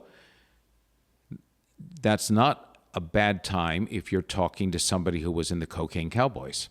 So for the drug trade, Miami was happening. It was booming. And the lawyers and bankers. And the lawyers and the bankers. And the skyline was built. One of the early skylines, was probably built with cocaine dollars. I mean, people that were in Hong Kong, people in the opium trade, some of them, who made a fortune in the opium trade, then became real estate developers. I'm not saying that happened here, but they went legit. It had to happen here, right? Okay, I'm sure some of that money not was everybody washed. stayed in the drug trade. Right. And so you made a lot of money and you put your money into real property. And I think that gave Miami, again, it fit that whole image of the 20s and 30s, rum runners, breaking prohibition. This is the area where Meyer Lansky comes. This is where Al Capone comes to die.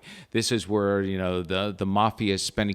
And remember, from the mafia's perspective, very interesting on Miami, whereas you had the 5 families up in New York and other cities had the families that controlled the city, Miami was neutral ground.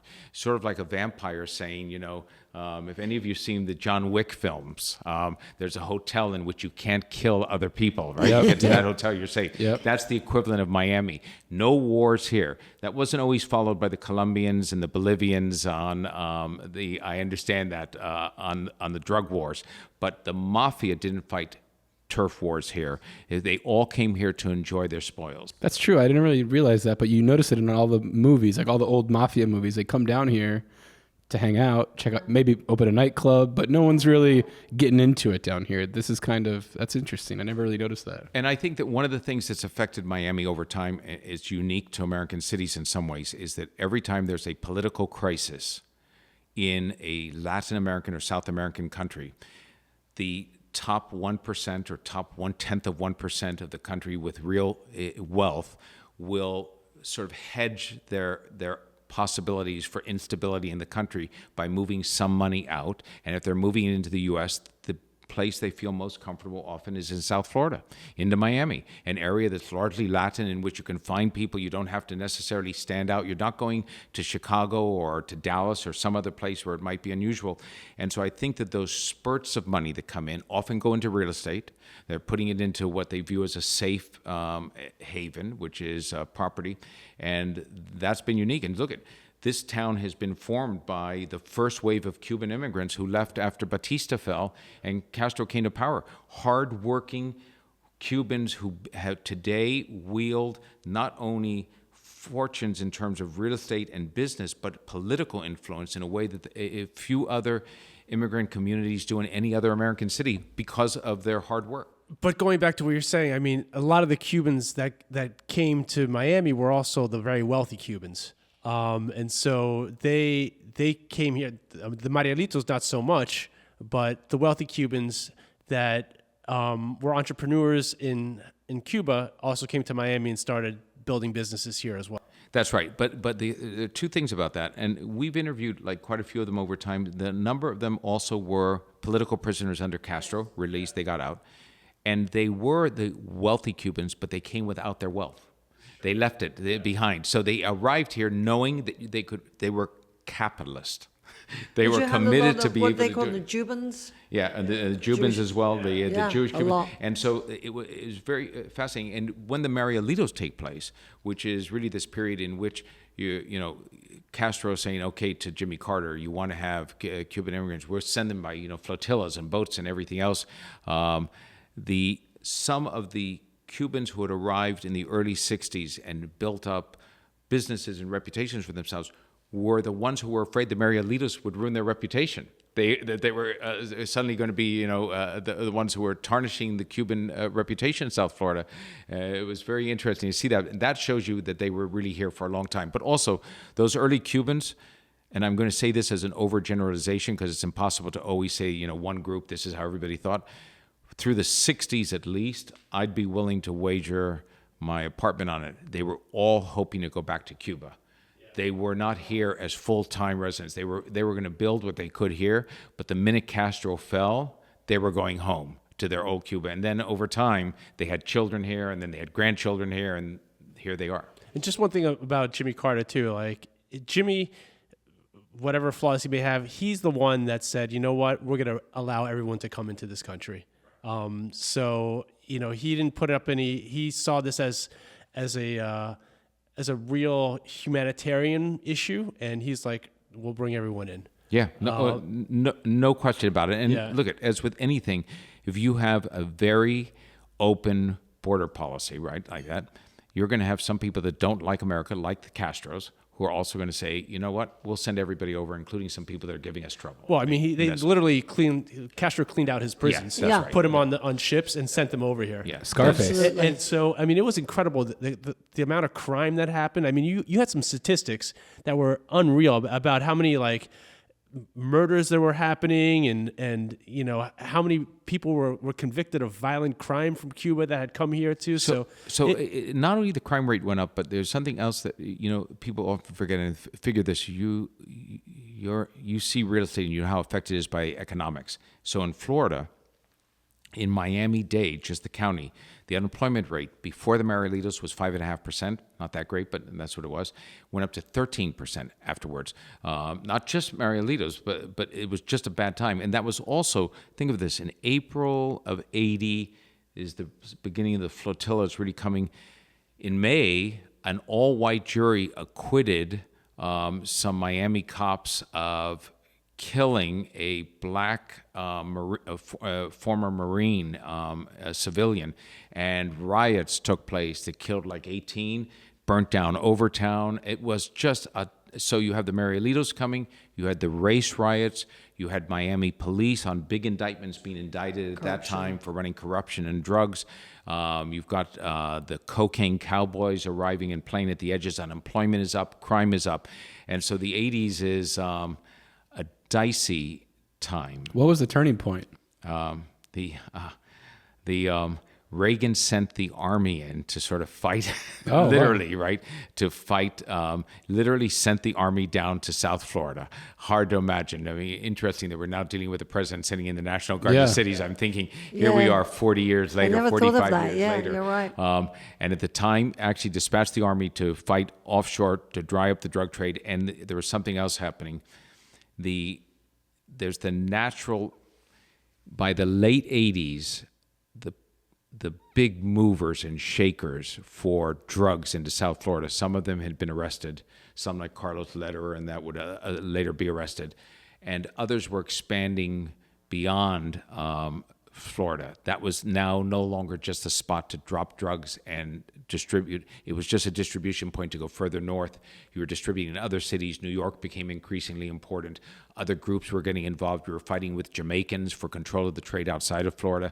So the trade was becoming a little bit more competitive, and it wasn't as monolithic. As that drug business started to drop here, the things quieted down a little bit. And then I think we really came into a period where Miami Beach in particular, more than Miami, became the hot spot, as you said, in terms of models. It was the next Soho. It was the spot until Versace gets killed in 97. Yeah, then there's that turn again. And that turns, I mean, look at it, it was a gay mecca. Think of this, I mean, and we knew New Yorkers who were gay, who had been diagnosed with HIV. They either came here to to die, they thought. California. And then the advent of medications allowed them to live for a long time, and they helped remake Miami Beach originally on.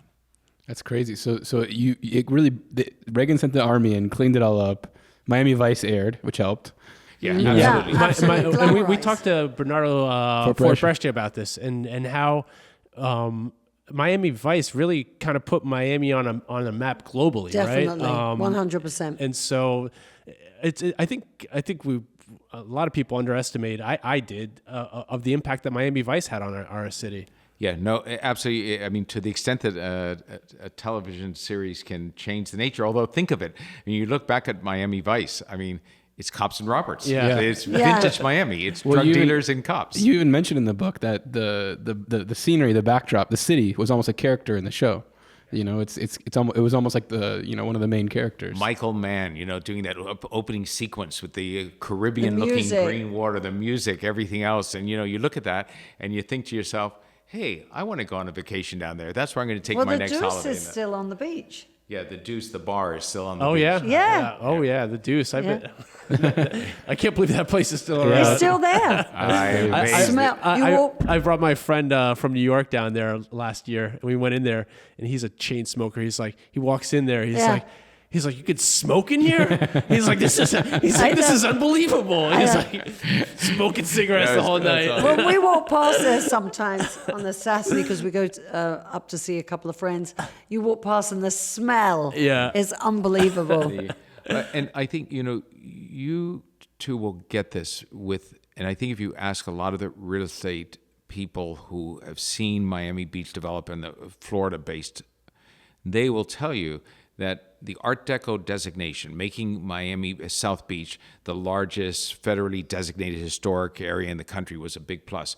But that happened with Barbara Kaplan and other advocates and activists in the 70s. If Miami Beach had been hot then, it would never have happened. The developers would never have allowed it to happen, meaning they would have been developing. They would have been putting up buildings in that. But instead, you had this woman and a handful of volunteers who said, we'd like to make all these buildings federally designated as historic Art Deco, and you won't be able to touch them. The developers didn't fight that because no one wanted to build here.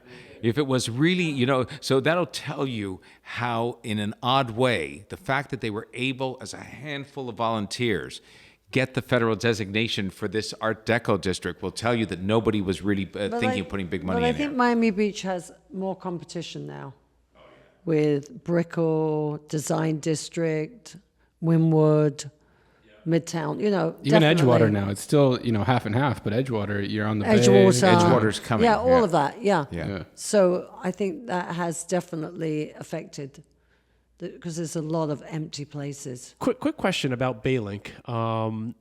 For the listeners that don't know, there was a big push in probably like 2003, 2004, right, to connect Miami Beach with a light rail system. I was for it at the time. You mentioned that Frank Del Vecchio was against it, and that seems odd to me, considering that he's such an urbanist in a lot of ways.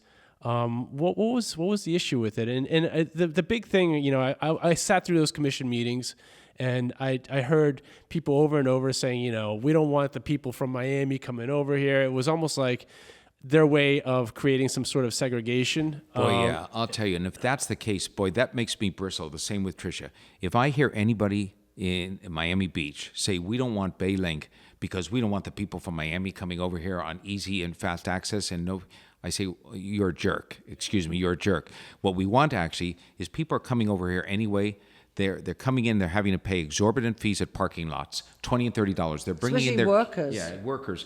And not only that, but they're bringing in their family for a July 4th event, and they have to pay these exorbitant fees and deal with the traffic. We want mass transit. We lived in cities with mass transit, but we want good mass transit. So if you want to argue, so I will argue with Miami about the mass transit they want to do because they want to use the people mover.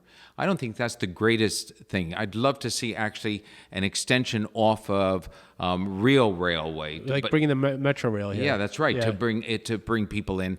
But is that going to be done? No, because it probably means the money that it would take on the MacArthur to do that is not going to be there. So they'll do what I call a Band-Aid.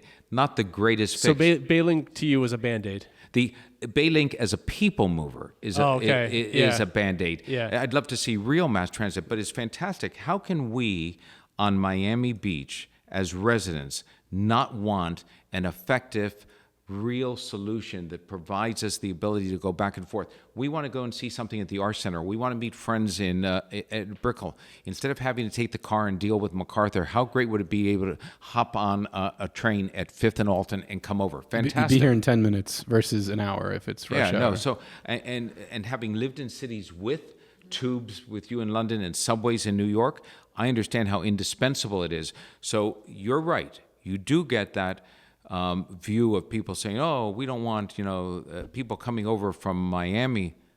Everybody's coming now. If you want to be isolated, you don't want to deal with the outside world. Go to Fisher Island. Or go to Fisher Island. I don't mean this as an insult to everybody living on Fisher Island. You can live in a gated community in Miami Beach and take a ferry over there, right? Okay, if that's what you want. No, don't take any offense at that. But, if you want to live in Miami Beach, live in Miami Beach. And I learned that from your book that was Fisher's intent, right? Wasn't it a black businessman that owned Fisher Island? Isn't that fantastic? And he wanted that. to make it, and Fisher didn't want it to be like a black resort, so we bought it from him. It's so great to think that. So, I mean, because I know still, and I can't believe we tried to sell years ago to PBS because we thought this was a great PBS story. The black entrepreneurs, the handful of blacks who owned property at that time, at that early stage, and sold to Fisher and others, because you think none did, but there were a handful, but we couldn't get anybody's interest at that time. It's a crazy story. So when did you decide you were going to write a book about this? So this was a book that we didn't actually think of. Our publisher did. We came down, and I was doing a book on the Vatican. We moved here, and my publisher in New York, David Rosenthal, said, "Hey, this is so New York publishing. Miami, this is like 2006, 2007. We're writing for Ocean Drive." And he said, "Miami's happening. What about a book about Miami?" and how... He's a big guy as well, so it's like... And so, of course, what we're interested in, you guys hang out with us for a little bit, you'll know we're interested in sort of the history, Everybody's interested in the current headlines. But we love history, too. Yeah, but I mean, you have to like it. Yeah. I think the history of it is great. And so we did that book, and then went back after that book to do the Vatican book, and that Vatican book didn't come out till 2015. Oh my God, that was the bane of our lives. The Vatican book. The Vatican book. And how did my Babylon do for you guys? Yeah, I mean, it was. I realized afterwards. So we are investigative reporters, and what we do is we go out, and I say this all the time to anybody I interview. If you agree to interview with me, I'm going to try to tell your story as accurately as I can, but I'm eventually going to tell it the way that I see it. Right? If you want your story told as you like it, you have to tell your own story. You have to write your own book. All right. Well, that's like Ross Perot. Yeah, Perot. We thought we'd Hated given it. He spent hours and hours and hours with us. I did a book Weeks. in that I thought was very fair, but I think that CEOs at Perot's level, or some of the people we talk about in the Miami book, they're used to only good press. They get only good press. So he hated so they it. don't like a life that's warts and all. But real lives are warts and all. That's the way it works. People have ups and downs as they go along on it. So I think that writing the Miami book was very interesting. I had people that absolutely loved it and people that hated it. People that came out. And as a matter of fact, I think that you will find somewhere in the Miami Herald, George Perez, to us, was a fantastic guy. He worked with us. He provided to his interviews. We went house. to his house in Coconut Grove. He and his wife. He provided us help on things. He got his pictures and everything else. And I presented a picture of him because the book ends at the start of what's the downturn, possibly of the Great Recession. And there's a question as to whether he's overbuilt. He's been one of the leaders of over-promoting on that. But I thought that the picture that was painted of George in the book was a really good picture. From rags to riches, a guy who made He was this going to do a amazing, book party for amazing him. career. So he said, I'll give you an event at the Icon. I think they had the Icon. Was the Icon open then in downtown? We'll do a book Berkeley, party yeah. or that. And then he sent him an advance copy of the book, and he hated it. Hated Canceled the it. party. That was the And end of when us. he canceled Canceled that us. event, I think the Miami Herald may have picked up. Tony Goldman said, "I'll give you a book party instead at the Tiffany at 8th and thing," and he did it. So Tony Goldman, yeah. You can't. I know this much: if you're in our business, which is writing, you can't write to please somebody, but at the same time, you hope that if they've been of assistance, you thank them in the book and everything else, that they will like the book, and you can't always bank on that. Of course. Of So- course. So, with your perspective and all your knowledge of the city of Miami, what we've been through, the boom and the bust, do you have any perspective on where we're at today? Like, Yeah, what would the Miami Babylon Part 2 be about? Yeah, so wait. So here's the thing. I will tell you that, and this is sure bet. So everybody, when I give this positive, upbeat view, you should probably all go out and sell because it means the end is near. Because I don't see this is dangerous. I don't see the next bus cycle. I see downturns coming. I but agree. Miami is different today than the Miami we were writing about in the 90s and 2000s. It's It has established in a different way. and part of that is there any silver lining to something as terrible as a pandemic like COVID? No. But the silver lining was that Florida stayed more open than states like New York and California. And we went about a year and a half ago to a book event at For which was it, for Pharma? For or was Pharma. It for Pharma at the Bath Club. at the Bath Club. A Gorgeous fellow who's place. a bond Oh, trader in New York has a beautiful. book club. And he said, I'd like you to present your book at this. And we went, and there were about 50 people in a table, big room, a square table, and this person who was hosting it, Larry Bernstein, great guy, he's got a good Substack called 5 Minutes with Larry Bernstein. He said everybody introduced themselves. And around that table were hedge fund guys, were guys who were on Wall Street, who were people who were big in M&A. They hadn't moved from New York, but they had taken a place in South Florida in the last 3 years. In the last 2 years, they were in Coconut Grove. They were out in Key Biscayne. They weren't all in Miami Beach, that's for sure. They were in Miami.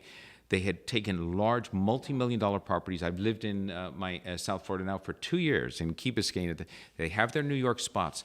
But I think that without COVID, they may not have come down in those numbers.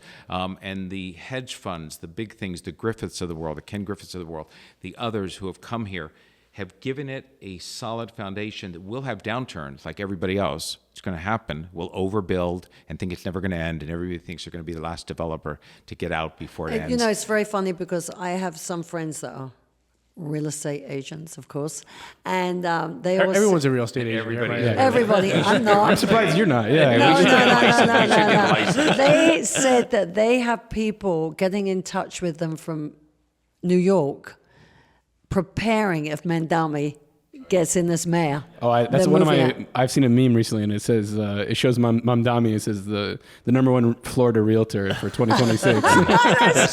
That's great. So Phil Levine, who was one of the last mayors of New York, of Miami Beach, Phil Levine wrote a great op-ed in the Miami Herald recently when Mandami won the Democratic nomination in New York. He said, this is the best thing for Florida real estate in years. So that might be the next boom.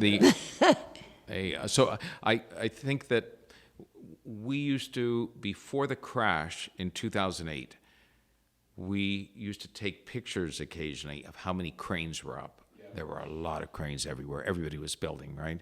And then it came down like a thumb. And sometimes we used to use that as a barometer. Too many cranes, bad sign. But I do think the city is not recession-proof, but like San Francisco, if I could go back to a spot that I know, San Francisco's been through some bad times, some bad politicians, budgets that bust every year are $2 billion in the red. and San Francisco real estate is still an arm and a leg. There's a lot of empty commercial real estate downtown. Those guys are suffering. So the commercial realtors are hurting, but that's the same in every big city. Lyle Stern, who you interviewed, was telling us about at least 5 new restaurants that are coming in. On Lincoln Road, Michelin star chefs and that. Yeah, I mean, Lyle seems to think that positive. He's very positive on South Beach now, and I'm going to take his word for it because Me too. He's seen the ups and downs. I agree with you. And he's like it's coming back. I mean, your comments are echoing an interview we had a couple podcasts ago with Anna Bozovic. She's has the Analytics Miami website, and she tracks all the real estate data. And she said, once the money starts flowing, like what stops it? What diverts it? It's pretty hard to turn it off once it starts flowing. And this is all cash.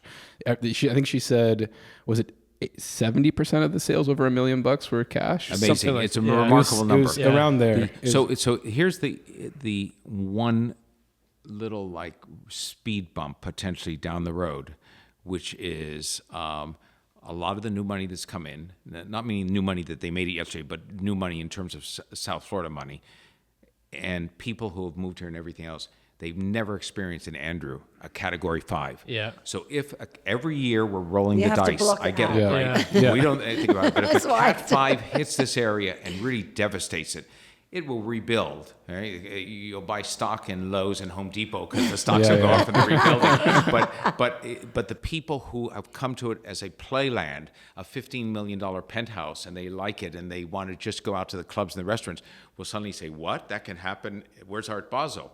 So a big storm. You can't could, think about I know it. you Yeah, can't think about it, we're but just that, gonna rollerblade and be doing lines right into the Cat 5. It's, He brings it up every year. He'll say, "Oh, it's hurricanes." I said, "I want to hear." yeah.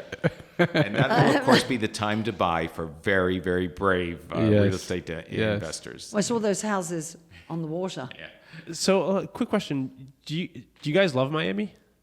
Do we love Miami? Yeah, I do. And What a loaded question. Well, I You mean, put love in there. You have to ask if how they feel about I Miami. mean, some of the Yeah. cultural things. Yeah. I mean, you guys have lived in some of the best cities in the world. Best I cities, mean, best times. Yeah, best cities, best. I mean, what is it that you love about Miami? Well, I love the weather. Yeah. Weather's fantastic, and I love the mix of cultures. Mix of it culture, really yeah. is. I mean, this is like the closest I can live and be in America and not be in America at the same time. It's this It great was really crossroads of interesting. culture. He missed New York more than he thought he would in the beginning. Because of publishing. In publishing, so I it could was walk a 3 much blocks away easier- from where we lived and get to Random House. I Or could do see a agents. TV I could go on do a TV TV shows, shows, you know, CNN, you do could something. CNN, Fox, now all I was those in channels. Miami, and in the beginning, it felt like I might as well have been in felt cut off. Uzbekistan or that. Oh my God, they would call me up and say, "You want to come in and do a show next week?" "I'm in Miami." "Oh, you are? All right, talk to you later." So it seemed different. But I do think that we said, Trish said once in her wonderfully acerbic British way, she seemed, that smile and everything, and then she said, "I think this is the only place when we first moved here, when you say you're working on a book, people think you're reading one." And I said, "Trish, that's not necessarily true. But in New York, you say, I'm working on a book. They'd say, oh, who's your publisher? What's going on?" Right. You say, Well, working on that's a why it book. was What are you so- reading? Yeah, But yeah. it was great to get work with Ocean Drive. Yeah, no, it You was know, good. to be working for a magazine at the time, of So, course. it was But so- now magazines have fallen out of. Yeah. That's the end of that. Which is kind of sad. I used to love It magazines. is sad. I like the tactile, touching. I still like paper books. Yeah. Well, something we've said on this podcast before is that, going back to like the diversity of the city, and I think that's one of the reasons why I love the city so much, is that this is, that in a lot of ways it feels like New York 100 years ago, where it's the melting pot of the United States. Do you think it's going to continue being the melting pot of the United States? Are there other cities that are going to compete in the United States with Miami at that sort of like melting pot level? Yeah, I mean, it's a great question. I think it definitely is in the top tier. So it's in a handful. If you said a handful of top cities, it'll be multicultural. It's going to be Miami. But we have our own unique spin on it, so that in New York, when we lived there, there was an enormous Dominican community, right? A big Puerto Rican community. You come here and they're small in comparison, right? Here you have El Salvadorians, Guatemalans, Cubans. So it's a melting pot with a different flavor. I love that, with Haitians. And so Miami will have its own. You go to San Diego or other areas in Southern California where it's melting pot and it's largely Mexican, right? Or Central American. So each city that has that multicultural pot has it sort of with a different flavor and nuance. We are accustomed to the Miami flavor at this moment. So that's when you say, yeah, Miami seems like. But it feels like it's diversifying even a little bit more. I feel like there's a lot of Europeans coming here now as well, more than there were 10, 15 years ago. I think that's probably true, although I do think that in the Well, think period, of all the people, German, Italian, that's true, but I think that in the pre-Versace murder days in the 90s, when it was still a hot sort of cutting-edge playground, there were a lot of Europeans too, a lot of Germans, a lot of Scandinavian. They all came here because they heard it was the American Riviera, and so so we had a big European visitor group then, maybe not investing money, but it always seemed to me that was here. Yeah. What are you guys working on now?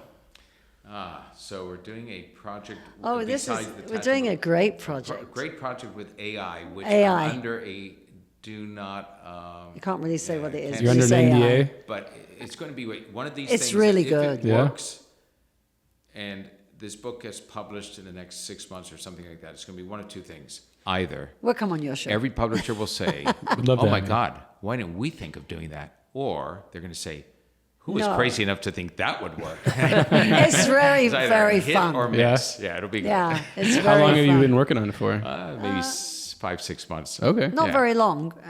Not very long by book standards. No, it's not very long, but when we eventually do what we think we want to do, when we explain it, it's a much, much more tedious thing than you can So we'll let you imagine. know. And then We'll you'll let you say know. to us, "That's the Really? craziest idea we've ever heard of. What a brilliant idea." We'll find out. No, we want something different, So we've been thinking about. I have another book project, possibly in the works, which is another uplifting book, More history. History. And Swiss financier, Nazi loot, and oh my God, it's everything. But we said one of the things we like to do, and you'll get this by our work, is we like to change subjects. So publishers hate that. Publishers, if you've had a success in political assassinations, they want you to stay in that. If you had success in intelligence work, stay in that. You've had success with money in the Vatican, stay in that. And then so you spend all this time doing a book on the Vatican, it becomes a New York Times bestseller, and then you say to them, "I want to do the drug industry next." They say, "But you don't know anything about that." So I think- Great, I learn about it. But they're not. That's what's going to it's- make good work, so I'm going to be excited about it. It's a love very starting to- antiquated industry, publishing, and it's like an actor. Maybe he's a stand-up comedian, but he wants to play a straight role. I mean, when I wanted to do my book, the reason they just couldn't get their head around it was because I did 2 books on women's health. So I was. That's your. How could the wheelhouse. author of This Is Not Your Mother's Menopause do a book about World War II? They sort of put you into a box. We like breaking out of that box as much as possible. I mean, it's kind of like that across all genres of art when you apply money to it, right? It's like movies, 1 million remakes. Let's keep doing the same thing that makes money. Yeah, you're right. Musicians, keep making that type of record. No, you're absolutely right. It's and terrible. make money. They want you to do a sequel They to a don't- sequel to a the sequel. money guys That's don't right. understand how to be creative. That to Yes. be creative, you have to give a shit about it. Yeah. And I don't give a shit about doing something I already did. But it's interesting you say that, because one of the things we're asking publishers to part with some money to agree to a contract without them knowing what conclusion we reached on a book, because we haven't done the bulk of the research yet. So we're saying we've done this much, here's the proposal. We think this is a really great story. Now we're going to go out and spend the next 18 months interviewing and getting in the archives and everything else, and we don't know what we'll bring back, but we'll bring back a good book. They have to say, yeah, we like that. And most of the time nowadays, in a corporate environment, they want to see the finished book. They want to show us what you have, and then we'll decide But now what it's it's, the book publishing industry, they want influencers books, they want celebrity books. They're not as... Didn't you do at one point, you did what, a 1,000-mile bike ride from Guatemala to I did. Panama. This guy's got some background on us. I know. It's So today, what would happen is you would have a GoPro. You'd have that as an Yeah. ongoing series Yeah. on YouTube. People would be turning in to see how tough it was for you the entire time. You'd probably have a book in at the end, right? You'd monetize the entire journey, right? You know, And but- you'd never do it on your own. But right? when you were talking about movies I watched the other night, we were watching Hitchcock. It was when was that with Dick Cavett? It had to be, what year was that? He was 70s. And it was fascinating to listen to him, how he made the movies, back in the day, and how many movies he did make and how different. And it's like you said, everything's a cookie cutter now. Yep. Yeah. It's a remake or they- it's a sequel. Because the money guys want to apply a formula to making more money. They don't Yeah. understand that to be And- creative, you have to be excited And I about get it. it. It's a business. They said, I but do also get they it. said it's a Right. business. It means that all the European countries know that movie because they know the sequels, Right. and so that's where they make the money. It's interesting, though, because I think to really be successful at art, you have to be inspired. Yes. And the business guys don't understand the inspiration part of it. You can't really package that spark. You got to just let them run. You have to be on fire. Yeah. That's true. And that's why for us the only anxious time is when we publish, because then you're waiting for reviews and you're waiting for sales, and you have to pay your publisher back the advance So you money. pay the So that's advance fine. back. You get advance money from the publisher. Then based on sales, you pay them back. If the book doesn't sell well enough to pay the advance back, the publisher forgives the debt. It's recoupable, but not refundable. That's how it's viewed as a legal thing. But if you do that, if you leave the publisher unpaid, publishers are not very happy about signing your next book deal. So you always want the publisher to earn out. You always want the publisher to make some money as well, as part of the way it works. So, But because you'll probably appreciate this story, both of you, is that when we used to put books out, when we lived in New York, when your review was coming out in the New York Times or something, we could see down to the stand where there's newspapers, and you get your binoculars and see if the paper was in. And as soon as the paper was in, I said, "Gerald, go!" And it was just so That's awesome. exciting. the online access to digital media, the fact that we get headlines on our phones and our watch, and we know what's going on. And This if an article was comes out, it's there. fabulous. Yeah. The good old days when you had to go and see the paper the night before it's really Oh, it was so good. be delivered in newsstands. Open up to the page, Like, read the read review. it to me, and read say, it to me. I don't want to hear. I don't want to hear. So you guys generally just work with the same publisher all the time? No, we went Three publishers. Three publishers So Okay. far. McGraw-Hill, and then Random House for years, and then Simon and Schuster for the last publishing, and then for the next. They've all book, become we're a not little sure. bit too. It's look at one of the things that was fantastic is when Random House was owned by Cy Newhouse, the Newhouse company, Condé Nast. It wasn't a public company, which meant that it had a little bit more leeway to sign a book on a flyer and wonder what was happening because they weren't doing quarterly results. They weren't. Now, Random House is a public company. Simon & Schuster is part of Viacom. They have quarterly results. It's a different thing. They have to worry about it. So it's not as easy And for them to have. believe it or not, you have to say how many Facebook people do you have? How many Instagram people do you have? How many X? God, that's gross. It's unbelievable. That's gross. The whole thing is because we're not used to that. It's although we have gone into this world. I mean, Gerald had one of the best editors that you could ever have. He was Maya Angelou's, Bob Loomis. And then, he hated it. What happened to him? He started having to fill in paperwork instead of doing editing. But every business, it changes. It changes. I get it. Of course. And people and are if you don't used to it change this with it, way you're in now. trouble. It sounds like Yeah. a good time to start a publishing company. That's right. Well, this has been awesome, guys. I feel like we could have you on another hour or 5. Yeah, because they're all, with these titles, I want to get into pharma. I want to get into the pharma is- Vatican, Motown. So you Well, know what the though? But you'll know farmer is this. So what's the amazing. key line? Just We tell- oversay no, this all the no, time. no, just Follow the money. One thing. To close this down, just tell them what happened to us with pharma. Because it's really... Oh, we published This- Pharma on March the 9th, the day before Trisha's birthday. Publisher has it set in advance, so March the 9th of 2020. That's right into COVID, the beginning of COVID. We had an entire book tour set up, Bill Maher, everything else. All of that got canceled when they all went on a hiatus. And the next week, 2.5 weeks later, bookstores around the nation closed.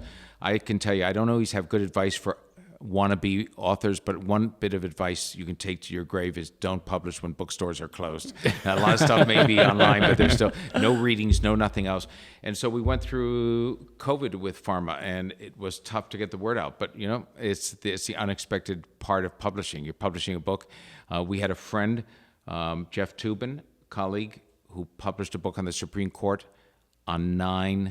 it was due out on 9/12/2001, the day after 9/11. So that book never happened. And another guy did a book called Oil that was published. He was years late with that, and they finally got it out. And then the Gulf War took place, and it became a big bestseller. So sometimes events work for you, and sometimes they work against you. I almost think pharma would have worked for you because I think now pharma is a huge topic. It's selling now, and a lot of what would you call them? Doctors. Take it. And we had a 6-hour documentary put together by SHO, which is sitting on a shelf, may or may not happen. But the thing is this, one of the things we found out in COVID, and you know your business after a while, and we didn't know that because no one had been through a pandemic. The second to last chapter is called The Coming Pandemic. So you think but it's really about a bacterial infection. It wasn't about like COVID. Like vaccine. So the thing is, people wanted to read. Reading went up during COVID, but they didn't want to read serious books. They didn't want to read books about the drug industry. They wanted to read novels. They wanted to escape. They're sitting at home. They go out. They've got a mask on. They're worried about catching an infectious disease and dying. You're not going to. It is tougher to get them to read an investigative book about the pharmaceutical industry. Yeah, I mean, the pharmaceutical, that's a whole other can of worms. I listened to a podcast recently of Joe Rogan's Brigham Bueller talking about just how they manipulate dosages and everything so that they can max profit. It's amazing. It's wild. It's an amazing business. It makes your mind spin. It's hard to even keep up with the layers of spin. You'll like pharma. You'll like that book. Pharma is amazing, and he really follow the money. He does a lot of talks on it. It's frightening. Yeah, I'm sure. Well, we'd love to have you guys back. So really Thank appreciate you guys joining this us. is amazing. This was a blast to hear the story and talk to you guys about everything. Yeah, and thank you so much for telling the history of Miami. Anyone that's from Miami, you should really read this book because it is a fantastic history of Miami. It's a wonderful place, and you guys did such a great job bringing out the characters that have helped build Miami Beach into what it is today. So thanks for telling that story. Yeah, Thank you for having us. No, thanks for having us. Absolutely. Well, cheers, guys. Yeah, thank you. Have a great day. Thank you. This episode is brought to you by Built World Advisors. Yeah, that's us. We're not your typical commercial brokerage. We combine deep market knowledge with a media platform that actually connects to people doing deals, the developers, brokers, architects, and attorneys. Let's not forget the investors, Ben. From warehouses in East Hialeah to off-market gems in Allapattah, we help you find value where others aren't looking. If you're tired of waiting for opportunities to land in your inbox, let's talk. Built World Advisors, real estate for the people who get shit done. You can check us out at builtworldadvisors.com.